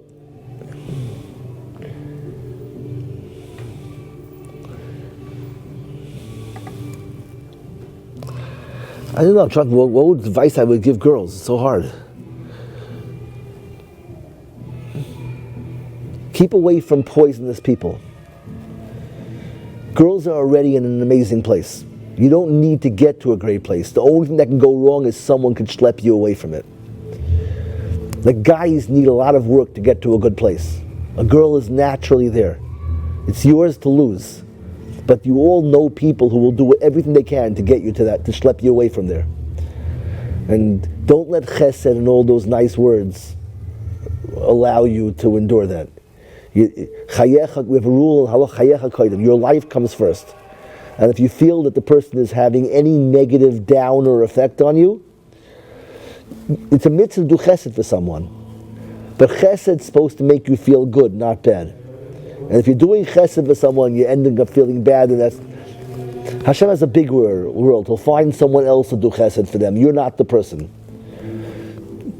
And the other side of this coin is there's people who, when they look at you, they have like this look at you, like they're kvelling, like they're so privileged to be your friend, that they're in your life, that they're so in awe of you, they think you're the most amazing person, and like they don't know why you're even their friend. Like you're so amazing. They're just in awe of you. So hang around those people. People for some reason are drawn to the challenges of people who don't like them. You know, I'm going to change their mind. Hang around people who think you're great. These are easy, not so deep principles. It's an interesting concept what you just said, because I got rid of, in the last more than a year, I got rid of 2 friends in my life. That another friend who's also a therapist said, better off without them. They're emotional vampires. She says, you don't need that anymore. Very good. And she's right, because I feel so much lighter. Yeah. 2 people would complain, and I thought I was doing it. And if you feel guilty, you know what you do? No, I don't feel guilty. Okay, but some people will feel guilty. If you feel guilty, you say Tillim for them. That's all. Don't call them. Say Tillim for them. You daven for them. Okay, that's good. I wouldn't listen to the complaints The same. because they didn't listen to advice. Even if my advice was, you need professional help because I'm not a therapist. No, they just kept complaining. No, I can't do it. No more. Can't listen anymore. No, anybody else? Good advices? What's good advices for success? The best advice is to understand that Hashem only wants the best for us. Okay, that's the best advice. He wants the best for us, and if we understand that even it's not something good that happens, that we're supposed to learn something from it, we're supposed to change something that we do. Good. So let me build on that. Something it wasn't meant Good. for So I want to build. something better will come out of it. Amazing. I want to build on that. I want to say there's 3 things you have to know about Hashem's involvement in what we do. Secrets to success. The reasons why people are not successful, generally, is the biggest reason people aren't successful is they're afraid to try. They don't want it to blow up in their face, so they sit on the sidelines. The image I like to think about for this is the Eved Ivri who worked for his master for all these years and his time is up and he's supposed to go free, and he doesn't want to go free, so he's supposed to nail his ear to the door. So what's the imagery of nailing his ear to the door? You know, it's like the situation of being a slave is that you're in this place and all you can do is look out to the larger world and listen to the sounds and see the sights, but you're trapped. And when the day comes to go out, so many people are so scared to leave their comfort zone and to go embrace their world. So the place where that struggle takes place is the doorway. That place where you meet the world. People get stuck in the doorway. And what the symbolism is to nail you to the doorway, is sit there at the doorway, look out at the world, look where you're stuck. It's sort of forcing you to see the world that you were dreaming of. Because it's easy to close yourself in the house and not think about it and not to go somewhere risky.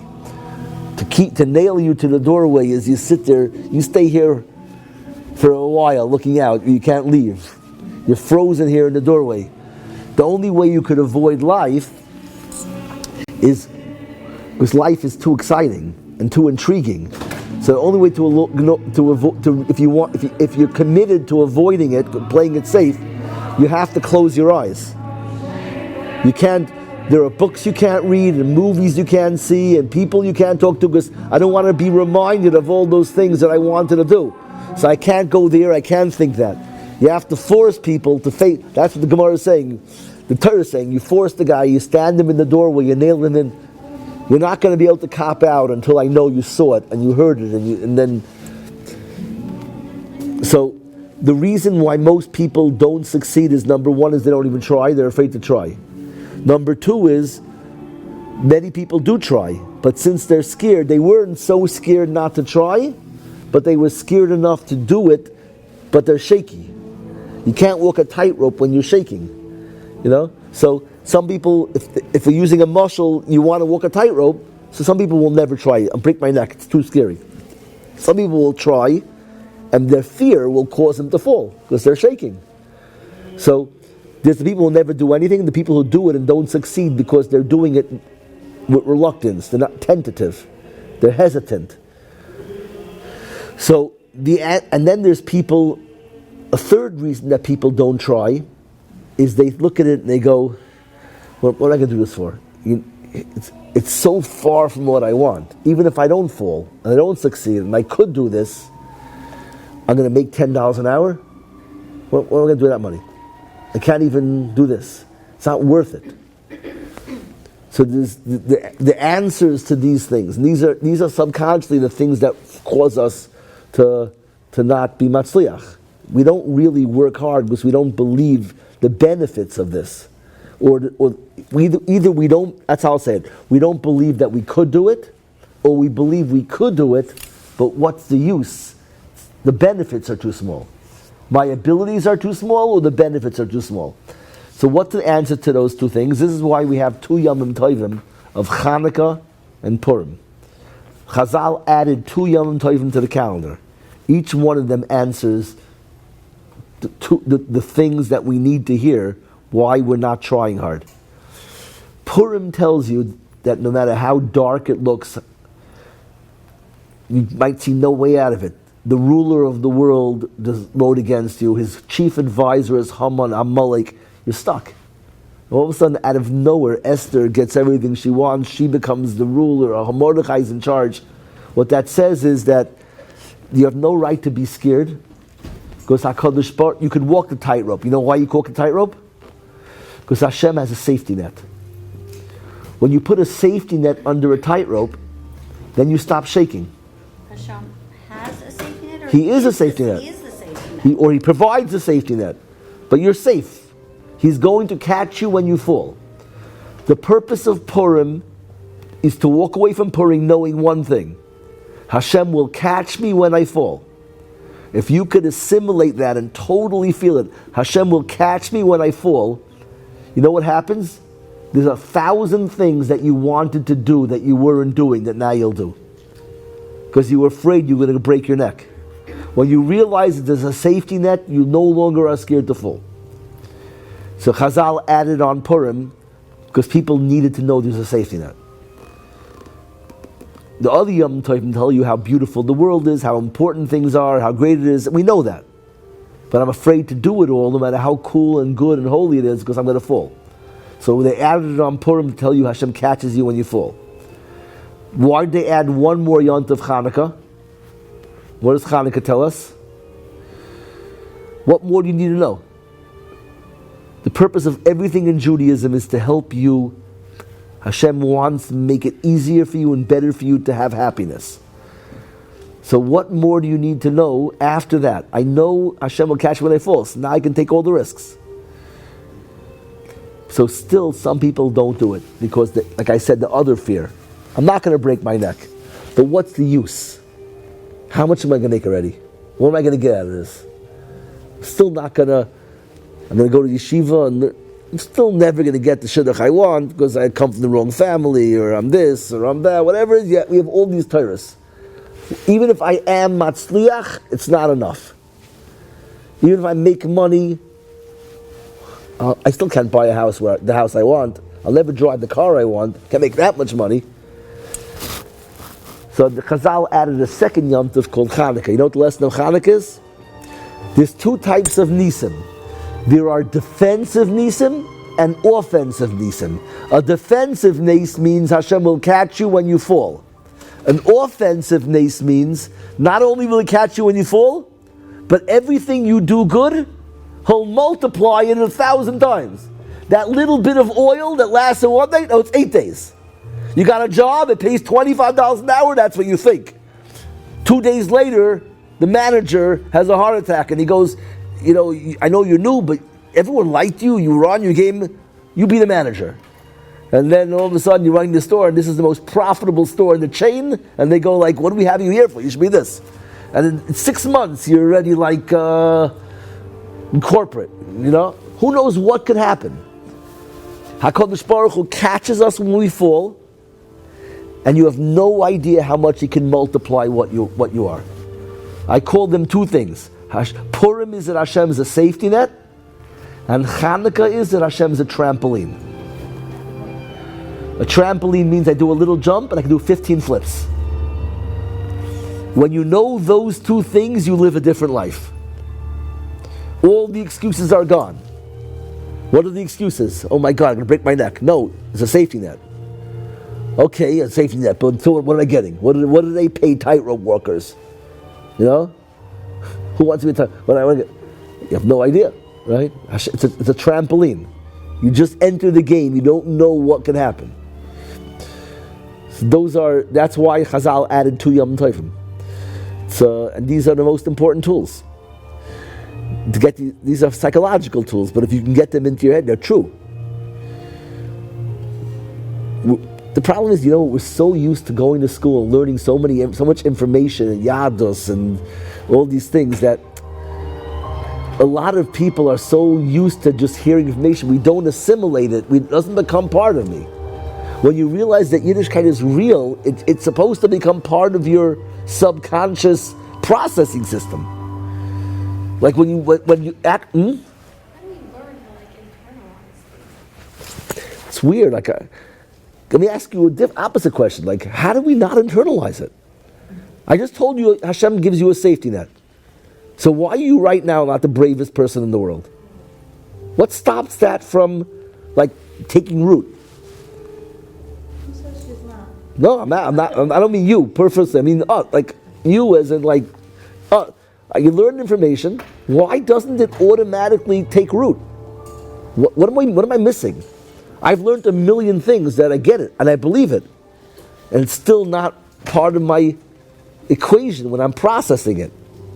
Because it doesn't relate to you. Background noise. It doesn't relate to you. If you haven't personally had that experience, then... Look, that's a lot, but this information that relates to everybody, knowing there's a safety net, there's not a person in the world who can't benefit from the safety net. That's an example of something that But if someone hasn't experienced that safety net, they're not going to believe it. She's saying you don't believe it. Necessarily. You're saying you heard it, but you don't believe it. That's an answer. Not me, but That's an answer. people. That's an answer. Could be. Is it possible that you could believe it and it still won't work? It's very easy to say all kinds of things, learn all kinds Right, of but you don't accept But it. but to accept it is Okay, agreed. So not everybody really has a munah that Hashem is a safety net.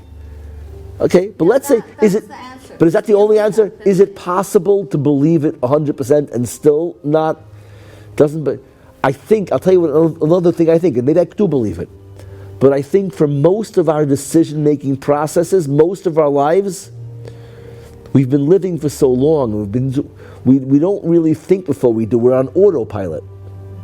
So when you're on autopilot, you're not going through thought process. So I may have downloaded more information into the program, but I'm not running this choice through the whole program. I'm just pushing rinse, repeat. So all the new things that I grew and changed aren't really being used as part of my process because I'm past thinking. I'm just doing it rote. But it also makes a difference, like somebody's age. Like if you're talking to young people, they don't have enough life experience to. They're more into like today now. They're not thinking about the future. But when you get to like my age and everything I've gone through, so I know already what's happened, I don't know what's going to happen, but it's, So how does that? it's easy for me to have a Muna now, knowing what I went through and how I survived it. A young person, like 18, 20 years old, the worst thing is they're not going to find a shit. They're not going to find. They don't have You're going to find when Hashem decides it's the right. They don't have a track record with Hashem to know that He's going to catch them. That's it. So that's back to the Muna, the Muna answer. Yeah. So you're saying the number one answer is you don't really believe it. Do you have tools to help people get Emunah? Me? Yeah, besides life experience, besides Hashem proving Himself. So you what you said is that you need Emunah, and you get Emunah through having been through the ringer and realize that Hashem bailed you out enough times. When you see that things work out and Hashem has your back, then you start to trust Him. But things haven't necessarily worked out for me. Like. So where does the Emunah come? Where does the Emunah come from? Twice. I don't know where it comes from. I really don't know. That's why I say I listen to people. I listen to Shirim. I listen to all kinds of stuff. I'm thinking they're not talking to me. I'm like, does not mean there must be something wrong with me that I think the way I think. Like. It's working. Don't usually have as much Emunah as I do, and I think that's. Like, You can't figure out where it comes from? No, I just know 100% that Hashem loves me no matter what, and even if bad things happen to me, it comes out good. Like, look, my mother was an iftar, Alei Shalom, a little over a year ago. We did not have a good relationship. It's so weird, but I feel like I have a better relationship with her now that she's gone than I ever had when she was alive. The fact that I have like miser to deal with, and I'm giving it away left, right, and center. I'm having so much fun with it, and I feel like I'm following in her footsteps because she was so philanthropic and everything, and it makes me so happy that I'm able to do this, and I feel like she's up there also happy with me. I feel like my whole life she wasn't happy with me, and now I feel like she knows the MS, and now she's happy with me, so now I can have a good relationship with her even though she's not here. Is that weird or what? I hear. No good. Weird, right? Well, if we all killed our parents, then everything would be good. That's what you're saying? No. It's a joke. It's a joke. No, it was beautiful. I was like, it was very nice. It was very nice. She didn't kill her mother. She died naturally. She doesn't hurt a fly. Very peaceful. Baruch Hashem, it's beautiful. Dementia for the last 5 years of her life, so Tamisha was like already gone before she was gone. But Baruch Hashem, I'm sure she has a lot of nachas in you and Shemayim. There are people who have a Muna and they don't see the good come out, even if everything's for the good, but they don't see the good. People died, people sick children who died, or people who went through terrible things and it never ended. They finished, that was it. But they still had a Muna and they still, how did they have a Muna like that? Or how, like, Well, the stories that are coming out of Israel now with people, the mothers who have lost children or whatever, their stories of the way they're handling it is like. you're saying even out though of this world. you're saying like him, even though there weren't happy endings, Yeah. you could still have. Who was telling the story this week? I can't even remember who's telling. Someone was telling the story about somebody's child was killed. She was one of the hostages, and the mother just kept the Shabbos or something. The child died anyway, and she was like thankful that because she kept this, because she kept the Shabbos, that she was able. They sent the body back, and she was able to give her a Jewish burial. Does anyone remember this story? Who said it? Who said it? Yeah, his last name was Ravga. Oh, it was Ravka? Okay. But Like she saw that's something an good from amazing way of. she saw something good from it. Pardon? She saw something good from it. Yeah, exactly. But not everyone does. But Not everyone does. there's a Not lot. everyone But sees there's the so good many way in it. stories like there's so What? many stories. That was the whole thing, that she chose to see the kitchen half. Yeah. That's She true. could have said I kept But Shabbos people who go through- and my child didn't come back, but no, she said I kept Shabbos and At least I got to marry a Jewish burial. Sick boy, It's right? called seeing the good in any situation. Right, it was a horrible But thing. don't Her they daughter don't still see died. the good. They don't see any good. They die. Right, and she was Not- still happy, even though it's right. She sees something good out of it, right? But what happens to the person themselves? They don't. That girl who died was hostage, right? She was stuck in it as a hostage, and she never saw her family again. She never saw anything again. Yes, maybe she thought that it's going to be good, but in the end, it wasn't good. So you're asking me. Good, because now she's with Hashem. Okay, that's a different story. No, you're saying how it is good. He's saying how do people have emunah if there's not So that's why I'm finding good in it. I'm hearing all these stories are coming out now. It's not even the right time, like when such tragedy strikes, like it's not even the right time for like the parent to like get up and like like almost giving chizuk to everybody else. Like why? What? Give me the two sides. Like what? Describe your question. Is it the wrong time? Why? And is it the right? Like what are you struggling with? the question is it possible that sometimes that's not, like we know we're supposed to believe everything Hashem did is for good, but like Don't talk about it. is there a Why? way to put that aside? Why? Like what? You know, like a sudden tragedy, a sudden death. Like, Like what? how do you see the good in that, like from the beginning? Is it possible that whole idea is supposed to be put aside until like being processed a little bit? The pain never processes. Chas v'shalom lo aleinu. Somebody loses anybody. You never, ever, ever get over that. Your Yeah, whole but life. come on. You never get over Things it. change. You could. Like Rav said tonight that by Shiva you don't talk. Right, there are certain rules and there's a structure and time. Every time. Yeah, but the person can talk about it. No, but she's asking: is there a reason? Listen, it's on a case by case thing. People should know that you have to know your clock and know when you're ready to talk about something. There's no myth. The whole like the whole amuna piece, like right away when something happens, you're supposed to when something really tragic happens. But if they mean it, if the parent actually means it. Do you believe it or not? It's not like. Like sometimes I think it's people just not facing reality. Why do we need to Like face reality? stand up for something tragic Why do you in face this it? place, and it's like I don't know. Sometimes it doesn't seem like it.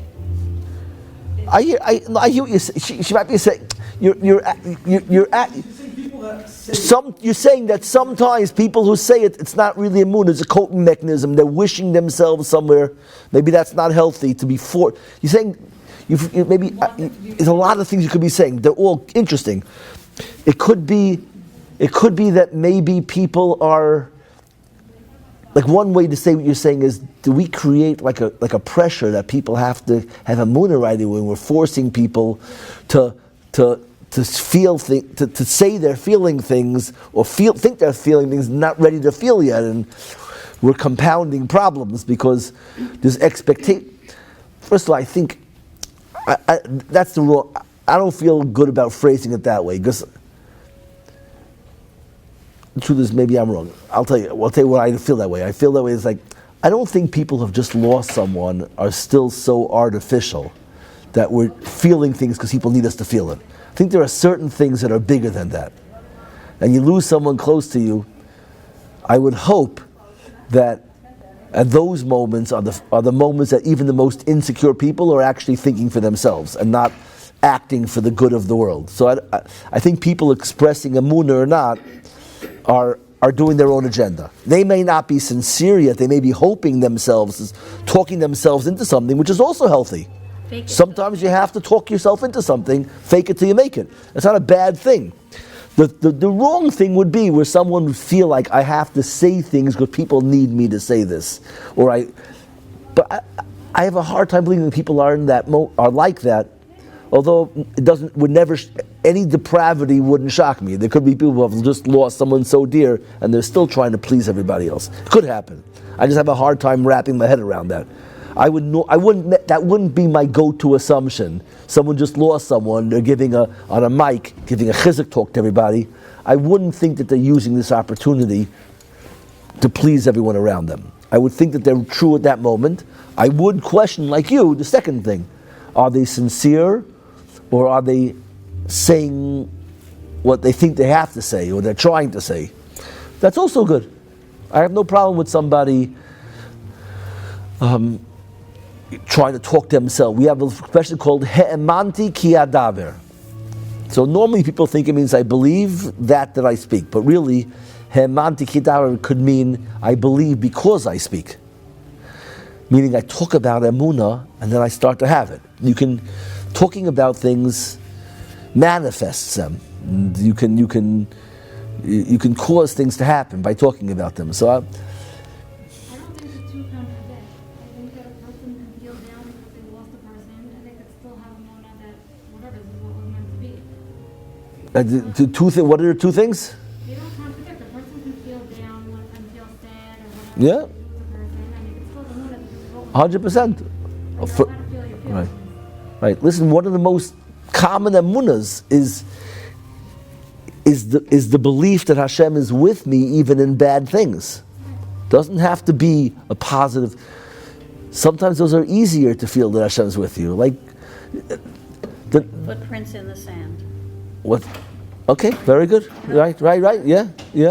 But again, the footprints in the sand it's after the fact that you're saved, so you can look back. To look at it while you're lost. Is that Hashem is working But you're looking back at the moments where you were suffering and see Hashem was there. To do that while you're suffering is harder. That's a different shmooze. You know what I mean? The footprints in the sand is a story looking back at your life afterwards and really at those moments you were being carried. It's from a vantage point already of safety. She's saying like, but we're discussing, could you have emunah even in the loneliness, even when you're homeless, even when. I think, of course, you can. I mean, emunah is sort of the feeling like Hashem's leading me. So you can feel Hashem's presence, that He's leading you, no matter where He's leading you. You know?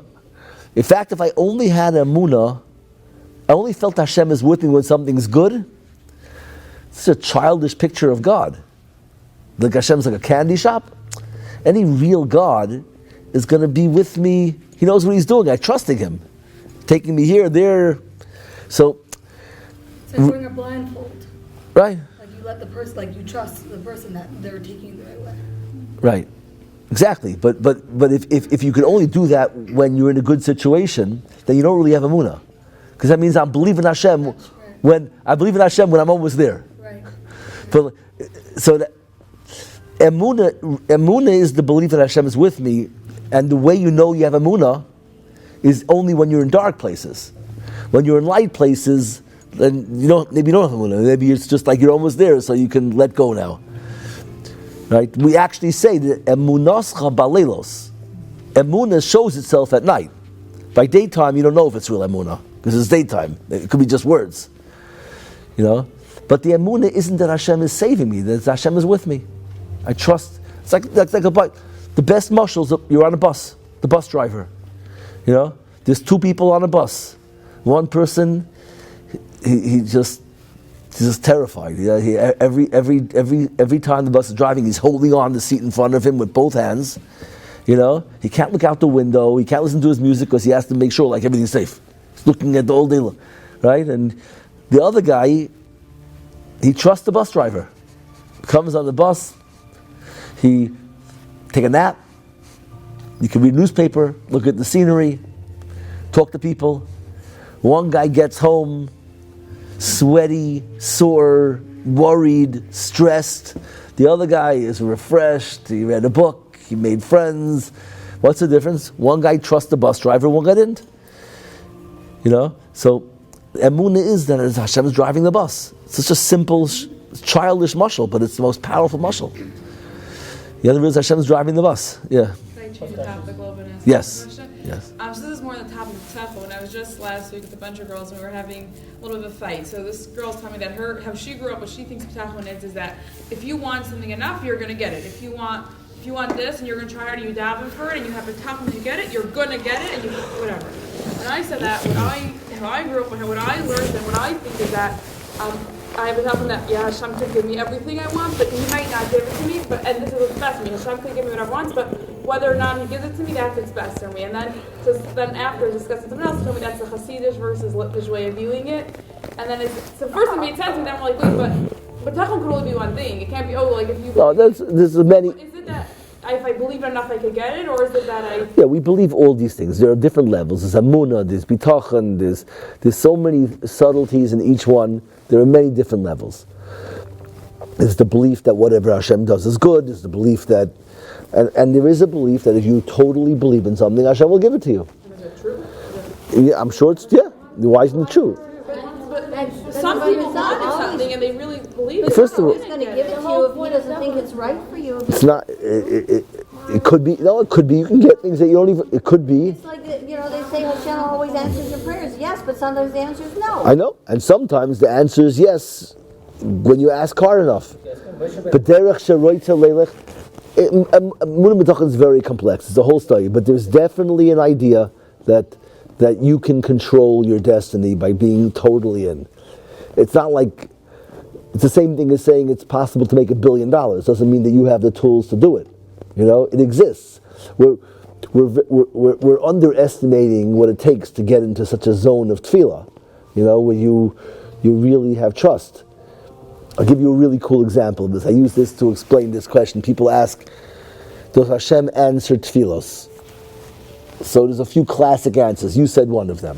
One of the classic, yes, Hashem always answers tefillos. Sometimes he says no. The other answer is, the classic answer is, Hashem answers tefillos always. Hashem gives you everything you need, but not everything you want. That's another answer. So I have a different answer. My answer is, Hashem gives you everything you ask for, whether you need it or you want it, and he never says no. So what's the catch? Right now, anything. No catches. No fine print. I'm giving you a blanket answer. What's the catch? That doesn't happen. What? That it doesn't happen. No, it happens. Hashem gives you everything you want, whatever you daven for, whether you need to, it's good for you, bad for you, terrible for you, wonderful for you, whether it never says no, everything. Blanket good. So what's the catch? The catch is that who davens? Nobody davens. I'll show you. I'm going to work it out for you. Here's how it works. You go, here's what happens. Hashem gives you every single thing you daven for. So come to Hashem, here's what I want, Hashem. And Hashem, so what do you daven for? I daven for... Lottery ticket. Well, let me show you this. This is not the same thing. Listen to this routine. So Hashem gives you everything you daven for. So I didn't get what I wanted to. What did you daven for? I daven for world peace. So Hashem says, oh, world peace, that's what you want. Right. That's not what you want. I told you, I'll give you any single thing you ask me for. Just tell me what you want. And you told me world peace. That's not what you want. What do you mean that's not what I want? I want world peace. So stop it. What do you really want? She goes, what do you mean? I said, come on, I saw what you wanted. You were looking at the Lamborghini. He goes, I'm allowed to ask. Hashem goes, I'm allowed to ask for a Lamborghini? I said, I told you to ask me what you want. Just be honest. Why are you lying and say, I told you, ask me whatever you want, and you tell me world peace. You wanted a Lamborghini, and then you wonder why I didn't give you world peace. You didn't want world peace, you were a liar. I'm allowed to ask for a Lamborghini? Goes, whatever you want. So the guy goes, okay. Hashem, I want a Lamborghini. Hashem goes, you liar. You don't want a Lamborghini. First you say you want world peace, and you really want a Lamborghini. You don't want a Lamborghini. He goes, what do you mean I want a Lamborghini? You told me yourself you said I wanted the Lamborghini. I said, yeah, you say you want a Lamborghini, but nobody wants a Lamborghini. Why do you want a Lamborghini? When you say you want a Lamborghini, what do you really want? A nice car. You want a little covet. And Lamborghinis are everybody should ooh and ah at your car. That's what you want. Don't tell me you want a Lamborghini. You want some covet? Ask me for covet. Why? You want to know why I'm not answering your tefillah? You didn't say one word of tefillah yet. You're just sitting there acting. You want world peace. Okay, then you get honest and you want a Lamborghini. You're still lying. And then I'm allowed to ask for covet? Try, but be honest. So I goes, okay, Hashem, I want some covet. He goes, you liar. Nobody wants covet. Who wants covet? You want people fawning at you? What do you really want when somebody wants covered? What do they want? What? You want to be happy. What happens is they want to be loved, but it's very, very risky to be loved. It's very vulnerable. Maybe they won't love me. Maybe they won't. Maybe I can get hurt. To be covered respected is a much safer way to feel connected to people. That it's like a one-way thing where there's no risk. I can't be rejected. I'm not opening myself to be rejected. It's their trip. They're respecting me. But it's a cop-out thing. You really wanted to be equals and to be in a relationship. Instead, you're sticking your toes in the water of relationships by asking for covered. So then the guy goes, okay, Hashem, I want love. He goes, you're still a liar. Still a liar. Well, everything, you have to peel off all the layers. Like, what do you really want? So Hashem set up davening that we can never get what we want. You want to feel, not set up, it's not set it up. So we're never going to get It was so not real. It was so fake. So what's the solution to that? What? I don't know what everyone's saying differently. Get what they want, and they daven for it. Does that mean that they don't really want it? If someone doesn't get, If someone davens over and over and over, and they're not getting answered, does that mean that they don't really want it? it's a lot of principles involved, but I would say not that Hashem. So in Hashem. the end, what do they really want? Yeah, what's the solution Yeah. to that? It's not we're just love, going to say, so we now don't know what? what to answer, so we're never going to answer. So What's if the it's not solution? love, what else? What are we supposed to be doing? What else is it? So what do you really want? What do you really want? How far can we play this? I want a million things. What is love? Why do we want to be loved? Feel wanted.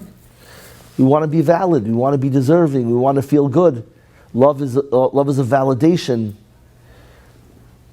See, that's different to be loved or to love. There's a real desire to love. If I ask Hashem, I want to love somebody, that's a real request. But to say I want to be loved, in Eish, Rav Noach used to ask this, I think, would you rather love or be loved? If you could have one of those things. I think love. Why? Love. Why? Okay, well, I'm thinking about my children, because I don't have a spouse or anything like that, but if I love my children and I show them how much I love them and I tell them how much, they're automatically going to love me back. Okay, so you want both, though. See, that's No, good. but You want to love someone so No, it's true. But you're right. Listen, first of all, because it's better to be when you love your someone, cheshbon it is very. means you're I'm a giver. not knocking your. That's a very good plan. It makes total sense. But I was asking philosophically, if you could only have one, which one would it be? To love. That's the right answer. I think that's what Rav Noach would say. It said because love is your experience. Right. Being And also, loved is their people who experience. love, that They're the ones feeling you're it. You a don't. giver, and it's better to be a giver. You don't. But you don't feel anything from someone loving you. It's just validating. It's a little validation trip.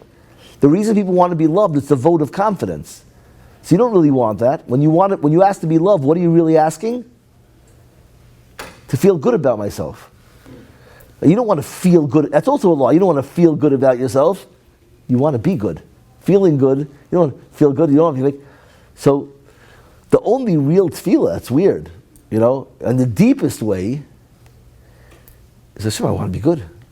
I want to just help me do the right thing. Help me feel good. Help me be good. So we should never daven for specifics? No, you If should. I want a good life, You should. I'm just telling you, it's a gimmick. I was using this to show you that how did I get here? I was showing you there's so many levels of lying to ourselves.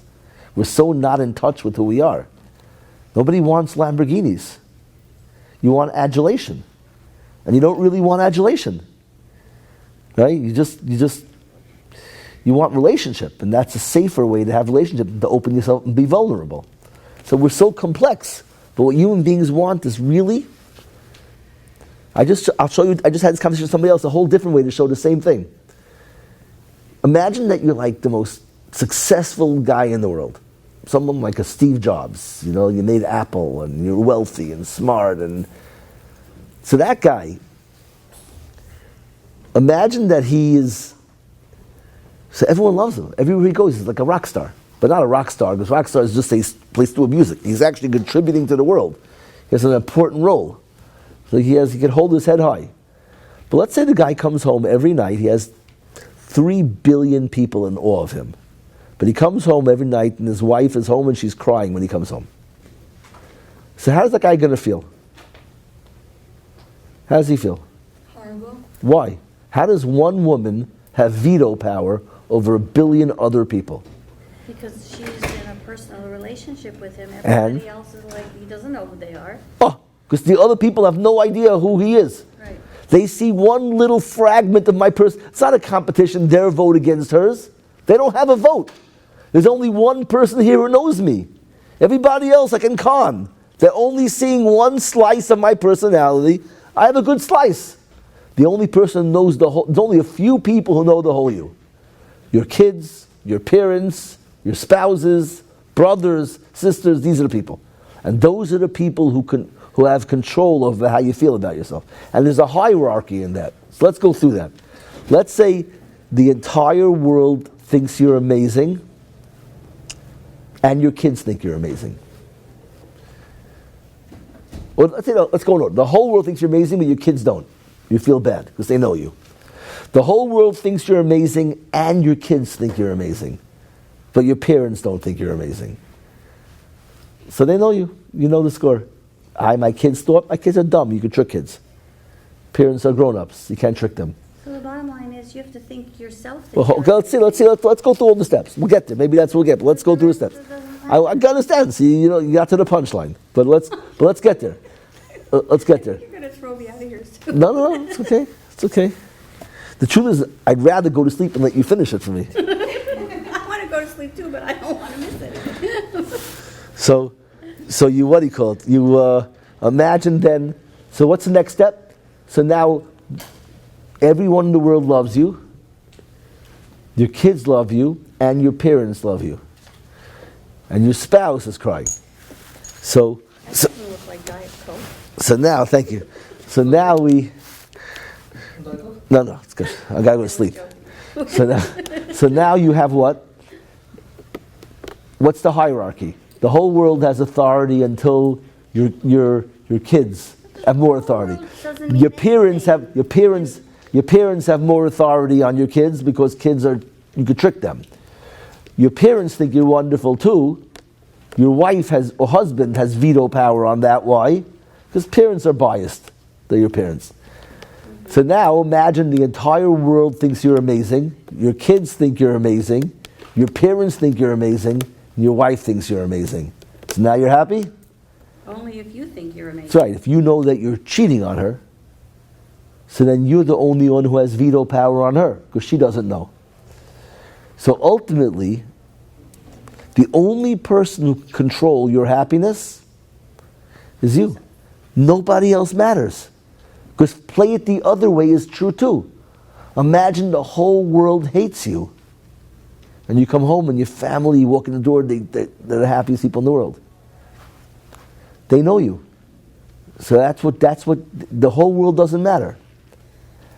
And technically, you can come home and your whole family can think that you did something terrible to them, and they can hate you. And you know that when they thought that you weren't there, they thought you disappeared at the most important time in their family's life because mommy was sick. And really, you didn't disappear. You went to secretly donate the kidney to mommy because she would never take your kidney. So you had to do it secretly. And they were all angry that at that vulnerable moment you couldn't be found. So are you miserable now when everyone hates you? No. Because you know what you did. Ultimately, on every side of the coin, the only thing that really matters is what we know to be the truth. From both ways. I showed it to you in Tefillah with the Lamborghinis. I'm showing it to you with, what was the second way? There's the third way. What was the middle way? Brain is fried. But whatever it is. But ultimately, the world gets so wrapped up with these artificial highs and these artificial trips, and they're not real. Doesn't mean that you can't daven for them, because Hashem will give us things that are even not good for us. How do you prevent that then? You don't prevent it. Hashem realizes that life. See, if it was only about perfection, then you wouldn't need 120 years. It's all or nothing. Hashem is willing to slowly get us to the. I've davened for so many things in my life that were like bad, but Hashem gave them to me because Hashem's gonna, it's good enough for me now. So that's why we're supposed to Good enough. We're supposed to say for the good. Only if it's good. No, not even for the good. I'm saying if you should daven for things that are along the way. It could be. So Hashem's saying, you know what, you're going a little slower than I thought, but fine, it's the right direction. You know? I sneak out of yeshiva, I'm not saying this happened, making up a snare. Snuck out of yeshiva to go to a movie. And I get there, after all that, and it's sold out. I'm so devastated. And Hashem can make it that, you know what, someone goes over, oh, you need tickets? I had some emergency, I had to go home, he gives you tickets. So that's the Satan trying to mess up your life, or maybe Hashem saying, you know what? I'm not only going to help you have yeshiva, I'm going to help you on vacation too. Because vacations are important. Or maybe you needed to feel, we don't know the whole picture, maybe you needed to feel a little break. Maybe you would have fried your wires. Maybe you needed to know that Hashem has your back. And He's willing to do things that you want, even though He's not thrilled. He's taking care of you before Him. So many complicated things going on. But the cool thing is that that's the real tip. Is every time something happens, you know that Hashem's making it happen.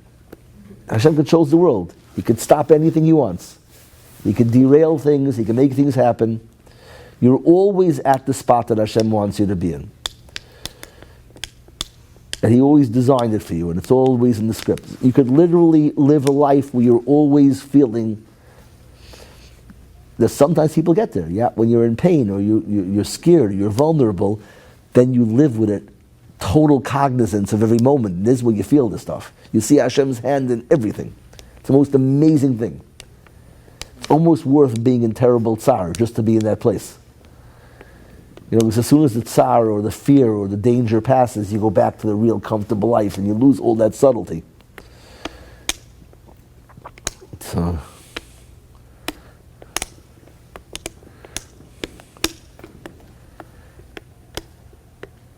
I don't know. Let's end with one more advice for success. What's a good advice? Anybody have a good advice? What are the advices we said? The ability to compartmentalize, the knowledge that Hashem has a safety net, the knowledge that Hashem has a trampoline. Don't be afraid to fail. No shame. No shame. Don't be afraid. Don't be afraid to fail. Yeah, that's the safety net. Is that the safety net? Who was it? Somebody was telling me. What's his name? Stuart Heitman. About somebody that came to his house for Shabbos. They had applied for 500 jobs. Remember the story? Mm-hmm. Yeah, 500 jobs. How can you send an application 500 jobs and what was it? Then they kept Shabbos. I don't even remember the story now. And they got a job all of a sudden. What? Kept Shabbos and then 2 weeks later. Yeah, that's what it was. I hear. And they didn't give up. They didn't think their life was over, and they just kept trying. Now that's Emunah. Whether they kept Shabbos, they didn't keep Shabbos, they keep 500. Oh my goodness. It took him 500 failed interviews to finally realize that maybe he needs God. He's a slow learner. It's called the slow learner. All right. I don't know if there's anything worth watching over here. There's like a... Going back to before. Yeah. And the bus crashes. Oh, you stuck on the guy who everything's totally messed up in his life, nothing good ever happened. The bus crashes, then what happens? I don't understand how you're asking these questions. You have the best job in the world. You sit here filming Torah classes a whole day, sending them out to the world, knowing that the holiest people in the world are benefiting from your work, and your questions are so dark. It's so encouraging. Everyone can still have questions, no matter how much Torah you know. Right, but I'm saying, but these questions is like, what? Say a question out loud. The guy's life was, everything terrible happened, nothing good came out of it, everybody died. That's what you're saying, right? That's your question. He figured. He was going back to your story. No, he figured out a way that anything positive that you wanted to say didn't happen. That's what you're saying. He doesn't want you to answer that something good came out of it. What happens when nothing good came out of it? Okay, the father left. There was orphans. The orphans had no one. The orphans had no one to support them. They all starved to death. He was talking. Weren't you talking about the bus story? That the Yeah. one guy was nervous I and asked the first question, and then I'm going on, continue on this what it says. So say the question. Say the question. The whole thing. What the question is? I get it. What are you doing? No, say it. Say it. he forgot the question Forget already. it, forget it. You know the bus story. The guy says that when I die, I wanted to be peacefully in my sleep, like my grandfather, not screaming in terror like his passengers.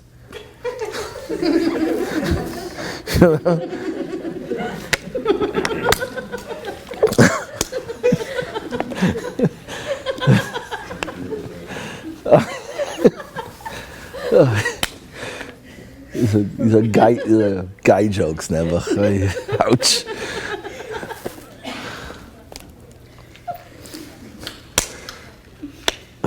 All right. You want to ask the question? Ask the question. Good. Why? Good.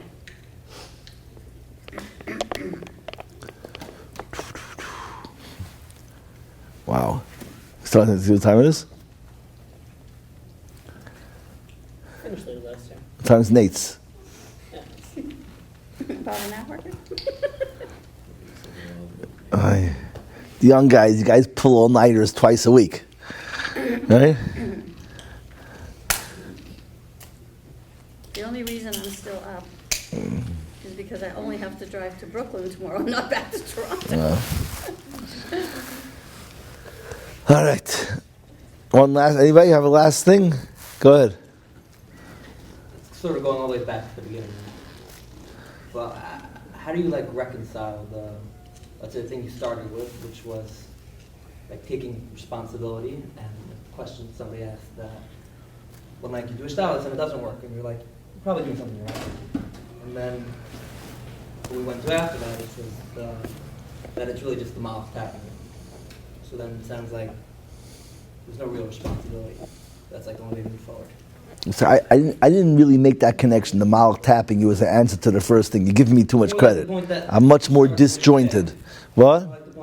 Let's go. Let me think. Let me hear what you're asking. So what's the question? The question is, let's work this out. The question that we started with was failure. How do you wrap your around there on failure? That's basically was the question. It was more when you started talking about taking meaning take responsibility. Work, and you're basically you're not doing it right. Well, I was responding. What was it? The original question was, can I use up my Olam Haba? I never really got around to answering it. Kids are scared. What? Kids are scared about enjoying life. Kids are scared that if I enjoy life too much, I'm using up my Olam Haba.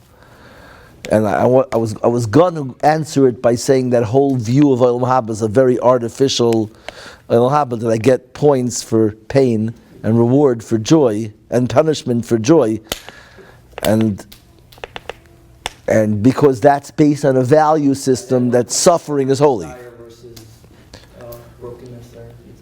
Right. So I was trying to reframe it that whole opposite way, that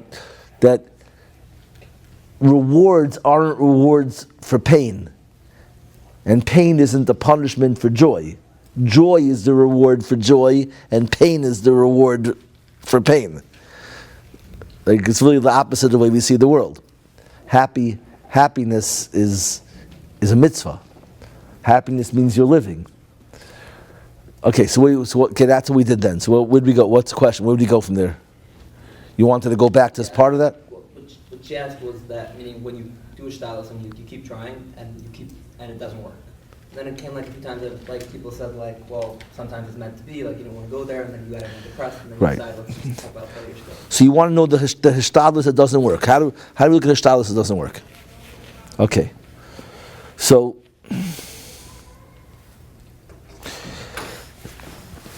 people ask this question all the time. Like I didn't get to the point in the talk that prompts this question, More but the part that you said that, meaning you're not that you're just not doing it right. More like the way you were answering it then. yes, let's do this. This is the last thing we do. Let's do this. How do you answer this question? All of my Torah is that the purpose is to dance in the Gan. And what is dance? Then people ask, okay, good. So what's dancing in the Gan? What am I supposed to be doing? Hashem wants me to live my life, to totally use all my koiches, be all. What's the opposite of hiding in the bushes?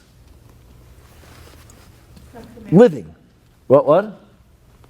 Suck the marrow out of us. Okay, very good. So how does that look? How does that look to get everything? Trying very hard and then seeing the accomplishment. Okay, good. Okay, so I'm going to rephrase it in the neatest way. The question we're asking is how do I fully be me? Who am I? What is called being me? So you're saying, how do you be you? How do you be you? If I wanted to be total, I don't want to waste any part of myself. You know what? Let me make it. I'll do it the cool way. I used to do this years ago. I haven't done it in a long time. It's worth it. It takes 90 seconds, but it's really cool. Okay? So it's going to sound like I'm saying like really deep philosophy. I'm really saying very dumb, simple stuff. So don't read into what I'm saying. I'm going to do this together. Don't think I'm saying something deeper than I'm saying, and you won't figure it out. Take what I'm saying in the dumbest, simplest, lowest way possible. Okay? I'm going to try and break down like a deep way of seeing the world into the simplest phrase. Hashem is everything. I am not everything. How do I prove that I'm not everything? I'm not everything because you're here. If I was everything, there'd be no room for you. So I know I'm not everything. Okay, so am I nothing? Can you prove that I'm not nothing? How do you know I'm not nothing? Because you're here. Because I'm here and my seat's taken. So I'm not nothing because my seat's taken. I'm not everything because your seat's taken. Okay, so if I'm not everything and I'm not nothing, so what does that make me? Something. Something very deep. Okay? We're something. Hashem is everything and I'm something. Good. Now, so if I'm something, here's where it gets interesting. And Hashem is everything. So what is the relationship of something to everything? Part. Something is part of everything. Good. So now, when something says, all these spiritual terms that we use, I want to experience Hashem. I want to know Hashem. I want a relationship with Hashem. I want to experience, a lot of ways we phrase the same thing. So let's switch it to my terminology. Something wants to experience the everything. Something wants to experience everything. Something wants to feel connected to everything. Something wants a relationship to everything. So can we translate that into what that means? What is the experience of everything that something can have? This is the only deep question. Something already has the experience with everything because it's Which? part of the everything. So therefore, what is, you're just saying they already have it. So I'm asking, tell me what is the experience of everything that something has? Something. Good, let's hear it. Okay, so someone got it. I heard someone say it. But I want everyone to get it. Let me give you a mushal that we can sort of like a visualization. Imagine a pie of pizza. The pie is the everything. Every slice is a something. Peace. So what is the experience of everything that something has? You're a part of it. Which part? The something. Which part of everything? You This something. Which something? It's so when I say I want to experience God, what am I really saying? You want to have a relationship with yourself. I want to experience me. Yeah. I am the peace of God that's available to me. Hashem's everything. I'm something. Something is part of it. So what is the experience of Hashem that I could have? Yourself. Me. So my goal of life is to totally be me. Any part of me that I'm not is a piece of God that was available to me that I wasted. Any piece of God that's not me, it's a waste for me to try and experience it. It's out of my reach. So my life is about totally being me. Failure is one of two things. Either real failure is not being me, or trying to be someone else, which is impossible, and that's not called failure. I was banging on the wrong doors. You have to be able to identify when something doesn't work. Were you being you in the wrong way, or are you trying to be something that wasn't you? A lot of times we're trying to be something that's not us. And that's not called failure. It's just, you have to learn your limitations. I'll give you another way to see it. Like when I was a kid, we lived in the city, we had a bedroom, we had a high riser. So every night we would pull out the lower bed, and my brother would have one, I would have the other one. We used to fight because the guy with the original bed had against the wall, right? And the other guy was like a floating bed in the middle of the room, he didn't have a wall. So we took turns who got the wall. But I realized years later that I once heard someone talking about how everything he tries to do, he bumps into a wall. Everywhere you go. I'm blocked. Everywhere I go, it's blocked. And the way he was talking about it, I realized that for the first time in my life, I heard the reference to a wall in a negative way. And I remembered, to me, wall was always, we were fighting for the wall. And that's a very deep thing to realize, that sometimes people are saying, I'm bumping into a wall. And I was like, that's the most painful thing. I'm trying to be something and I can't get there. I'm blocked. And sometimes people are going, there's a wall. It's so cozy. So happy there's a wall. What's the difference between the person who says that the wall is cozy and the person who's frustrated and devastated by the wall? So I think the difference is the person who's frustrated by walls thinks he's supposed to be everything. If you think you're supposed to be everything, the walls are devastating. But when you know that you're a something, there's nothing more cozy than a wall. Because now you found your spot. You know exactly where you are. You love to have your back against the wall because that part of me is clear. Now let me figure out what my next walls are. Life is the process of discovering your shape. How do you discover your shape? You keep on expanding until you hit the wall. And then you mark it, good. I figured out my northeast boundary. Then you move west. But the truth is, you never really know for sure where your northeast boundary is. Maybe you had to knock a secret code. Maybe there's a password. Maybe you're supposed to knock harder. Maybe there's a window somewhere. So you keep on probing. But the difference is that when you know you're not everything, you don't probe with panic. You're not searching because you're not everything. You don't think you're everything, so you're not worried. You're curious. You keep on trying, but it's very possible this is really my boundary. And that's cool. I'm hoping it is, because I want understanding. I want precision. And that's the way we're supposed to expand. HaKadosh Baruch Hu is everything. I was given the gift that there's a piece of that everything available to me. And I want to know the whole thing. So I want to find all the angles. At the same time, I don't want to stop too early because maybe it goes further. But I don't want to spend too much time pushing this way because it might be an end when this whole other area I haven't explored yet. So that's the journey of life. And figuring out when is it worth going to a new area that I know is open, when is it worth pushing forward on the places I'm getting some friction on to see if maybe there's more room to expand there. And you have to play those equations in your mind.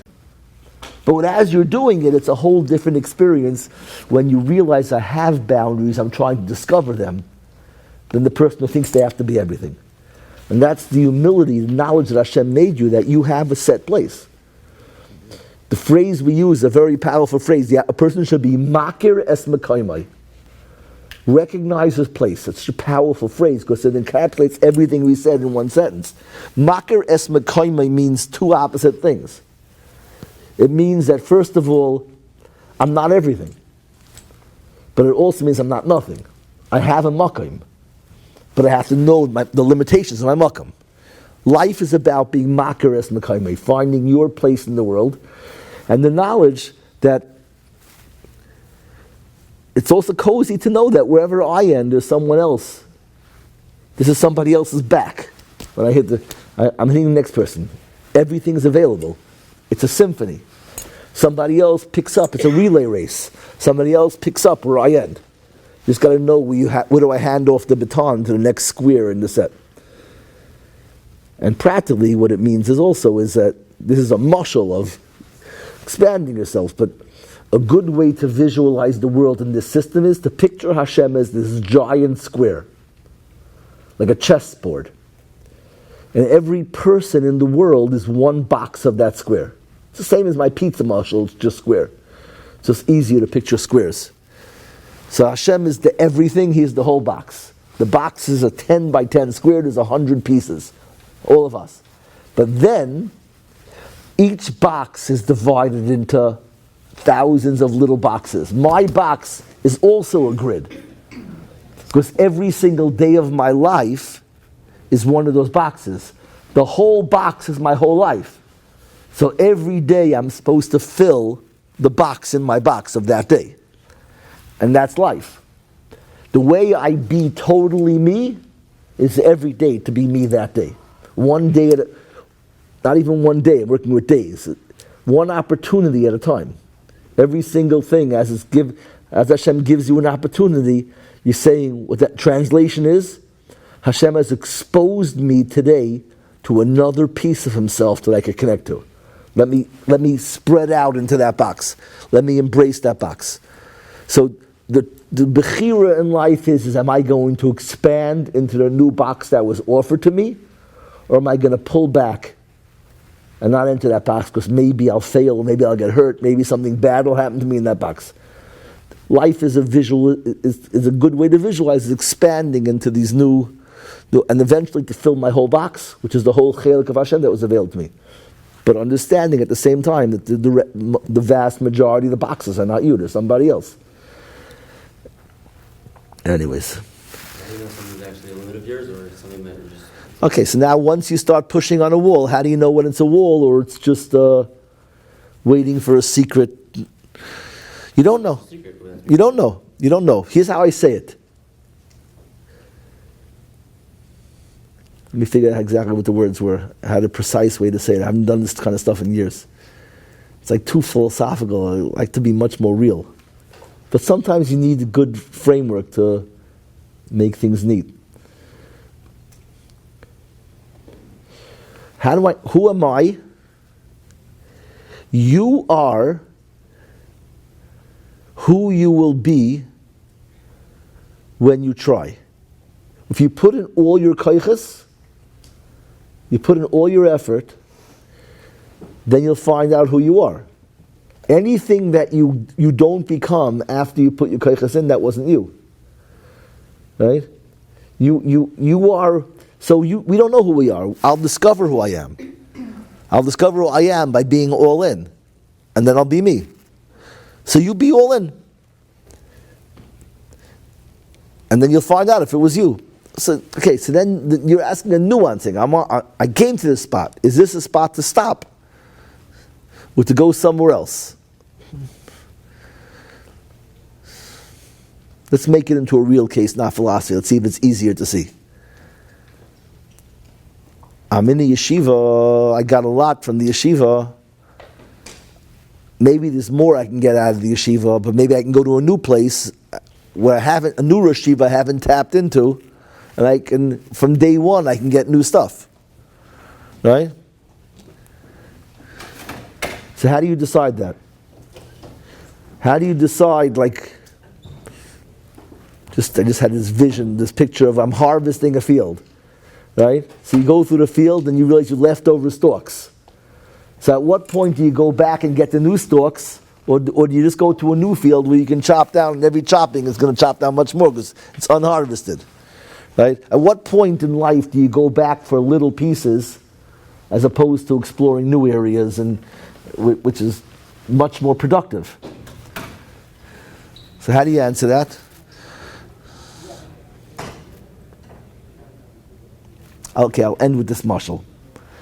Maybe this is an answer. It's not the answer you'll expect, but it's it's a real story. I used to say this story a lot. I had a friend of mine, someone I knew. It wasn't a friend, he was somebody I knew in Lakewood. He was like one of the original like at-risk peoples. They were a couple, they got married, they were both had like a history, and they got married, and it was like one of these houses that everybody went to.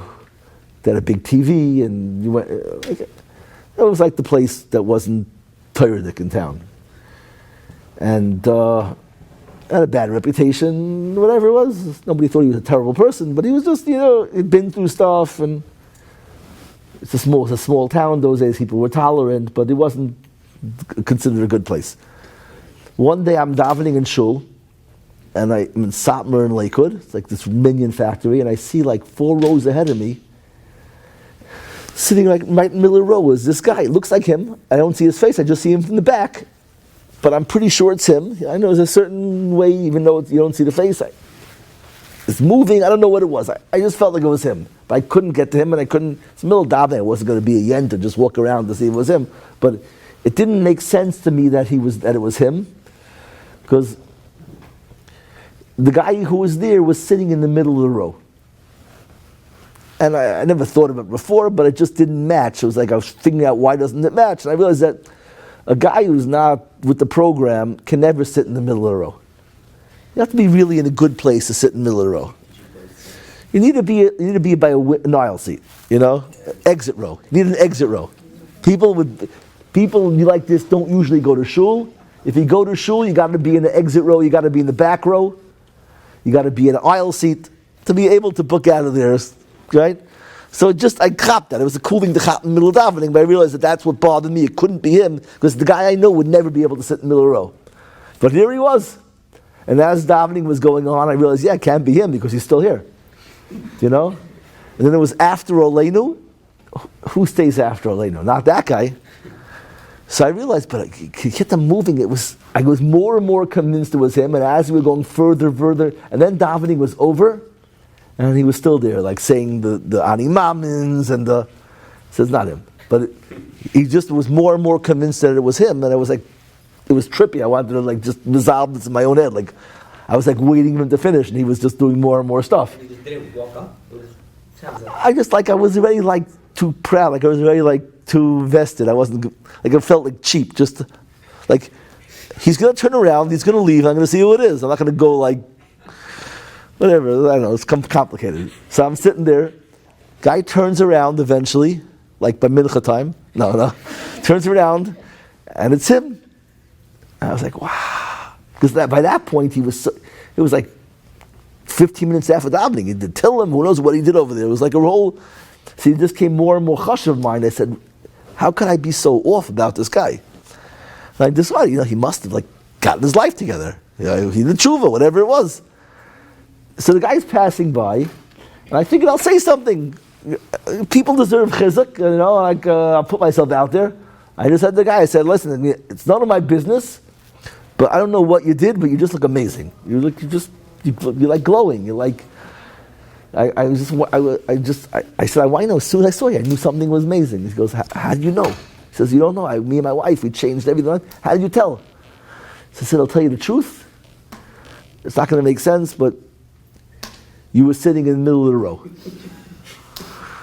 Like I'm a weird guy like that, whatever. Like put it out there, whatever. He goes like, he looks at me, and he like the first thing was like, and he goes like, yeah, like I never sat in the middle of the row before. Like we're on to something. He goes, yeah, wow, yeah. You don't know. We like went through a whole thing. We're like so amazing. It's such a good place. It's really great. I said, kol kavod, amazing. Keep it up. You know? 3 days later, I get a phone call from this guy.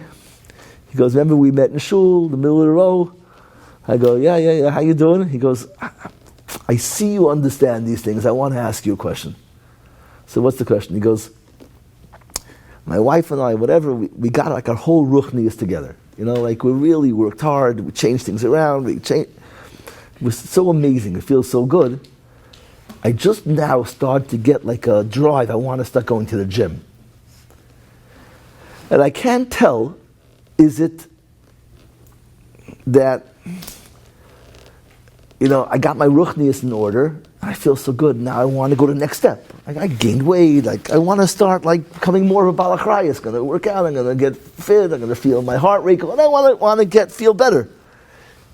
Or maybe it's like I'm scaring myself, I'm becoming too yeshivish.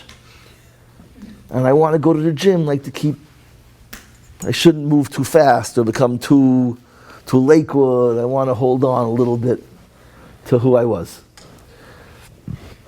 So he goes, how do I know? So I said, well, first of all, you're not allowed to answer such a question. You have to sit in such a question for a couple of days. This is, when we say someone's an Oived Hashem, this is what we mean. An Oived Hashem is the person who asks these questions.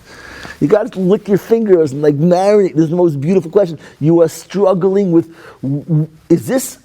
which voice is this? Is this my desire to live or my desire to hide? Is this the Yetzer Tov, Yetzer Hara? This is the struggle. And this is the holiest. Hashem sits in Shemayim, and the people asking these questions, he's just sitting with you a whole day, watching you. He's Feldheim, watching your face, being perplexed. Hashem's tripping off your perplexity. I don't know, he's whatever. Look at this guy. His mom is struggling with Avodas Hashem. He says, but if you want an answer, Lamaisa, there is an easy answer. I'll tell you the easy answer, but it's not practical. It's totally worthless, but there's an easy answer. You know how you know the difference? What's the easy answer? Easy answer is you go to the gym. And if you feel good in the gym, then you know that you are going weiter and you are growing in your ruchnius. And if you feel ashamed, you'll know you are running away and you feel a setback. You'll know how you feel. Growth creates pride and vibes, and you just feel amazing. And setbacks, running away, creates shame. So the problem is that's not an answer, because as soon as you go do it, now you felt shame, now you ruined your whole trip. And now you're in that space. So you can't go there, even though that's the theoretical answer. So I said, I can give you a different possible answer, but it's probably just like philosophy, not in reality. You'll test in your mind. The other answer is you have to get into your car in your driveway, where you put your little baseball cap on and your bag, and you have to see where the gym feeling kicks in. If the gym feeling kicks in when you get to the gym and you get on the machine, then you're holy and you're growing. Because when you start to feel the gym, if you start, the thrill starts as soon as you get in your car and you put your baseball cap on, then you're running away. If it's about going to the gym, the joy starts in the gym. If it's about running away, the joy starts in your driveway. I don't know if it's 100% true, because you can enjoy a trip to something holy. You can enjoy the journey. So it's not but there is value to that way of thinking. Why am I telling you this whole story as an answer to your question? I think that the real answer is like this, is to leave the philosophy and go to the psychology. You will know when you're searching for who you are and when you're banging on a door that's done. I think people have a sense. Well, you don't know for sure which one is, but you know which part of you is knocking. I don't know for sure if there's something behind this wall, if it's a real wall, but you'll know, am I knocking further on this wall because I'm too scared to try a new place? Am I knocking further on this wall because I really believe that it's hollow and there's something behind it? Like I got a lot out of this, and I don't feel like I got everything I can out of this direction. Hashem has more for me over here. I don't feel like I reached my end. Or am I just wanting to stick with the place that I was successful rather than going into the unknown in a new arena? That's what you'll know. The usual way to know if what you're doing is exploring further area or pushing a dead end is to search your mind. Am I doing this out of being or running away? Is this cop-out knocking? Am I hoping to find more easy searches, or I really believe that this is there's a payday behind this?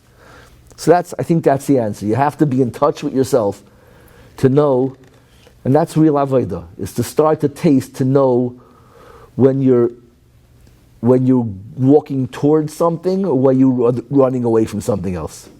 And that's the most important skill in religion, in Judaism. Most important skill is to identify, am I running forward or backwards? You can't tell, simply. The person themselves can tell.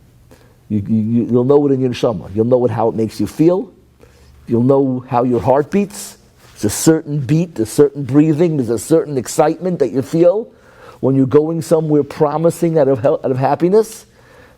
And there's a certain way you do it out of desperation or out of hiding or out of convenience or out of easiness. And that's the way you could tell, is to be in touch with yourself. You'll know what's driving you. You don't know what's behind anything. You only know where the ratzon is and the desire is coming from. And that you could identify. So, okay. I just feel like the whole thing was so philosophical. And apologize. Would have been like to be more practical. But, I'm blaming it on you. It's like cholent. They say cholent works out based on the guests. Shiurim are the same way sometimes. You talk to your crowd. Something about you guys is like too cerebral. Maybe I'm just projecting, no? Did I get all the blame? All right. As always, next year. Try and get more grounded. Kol tov.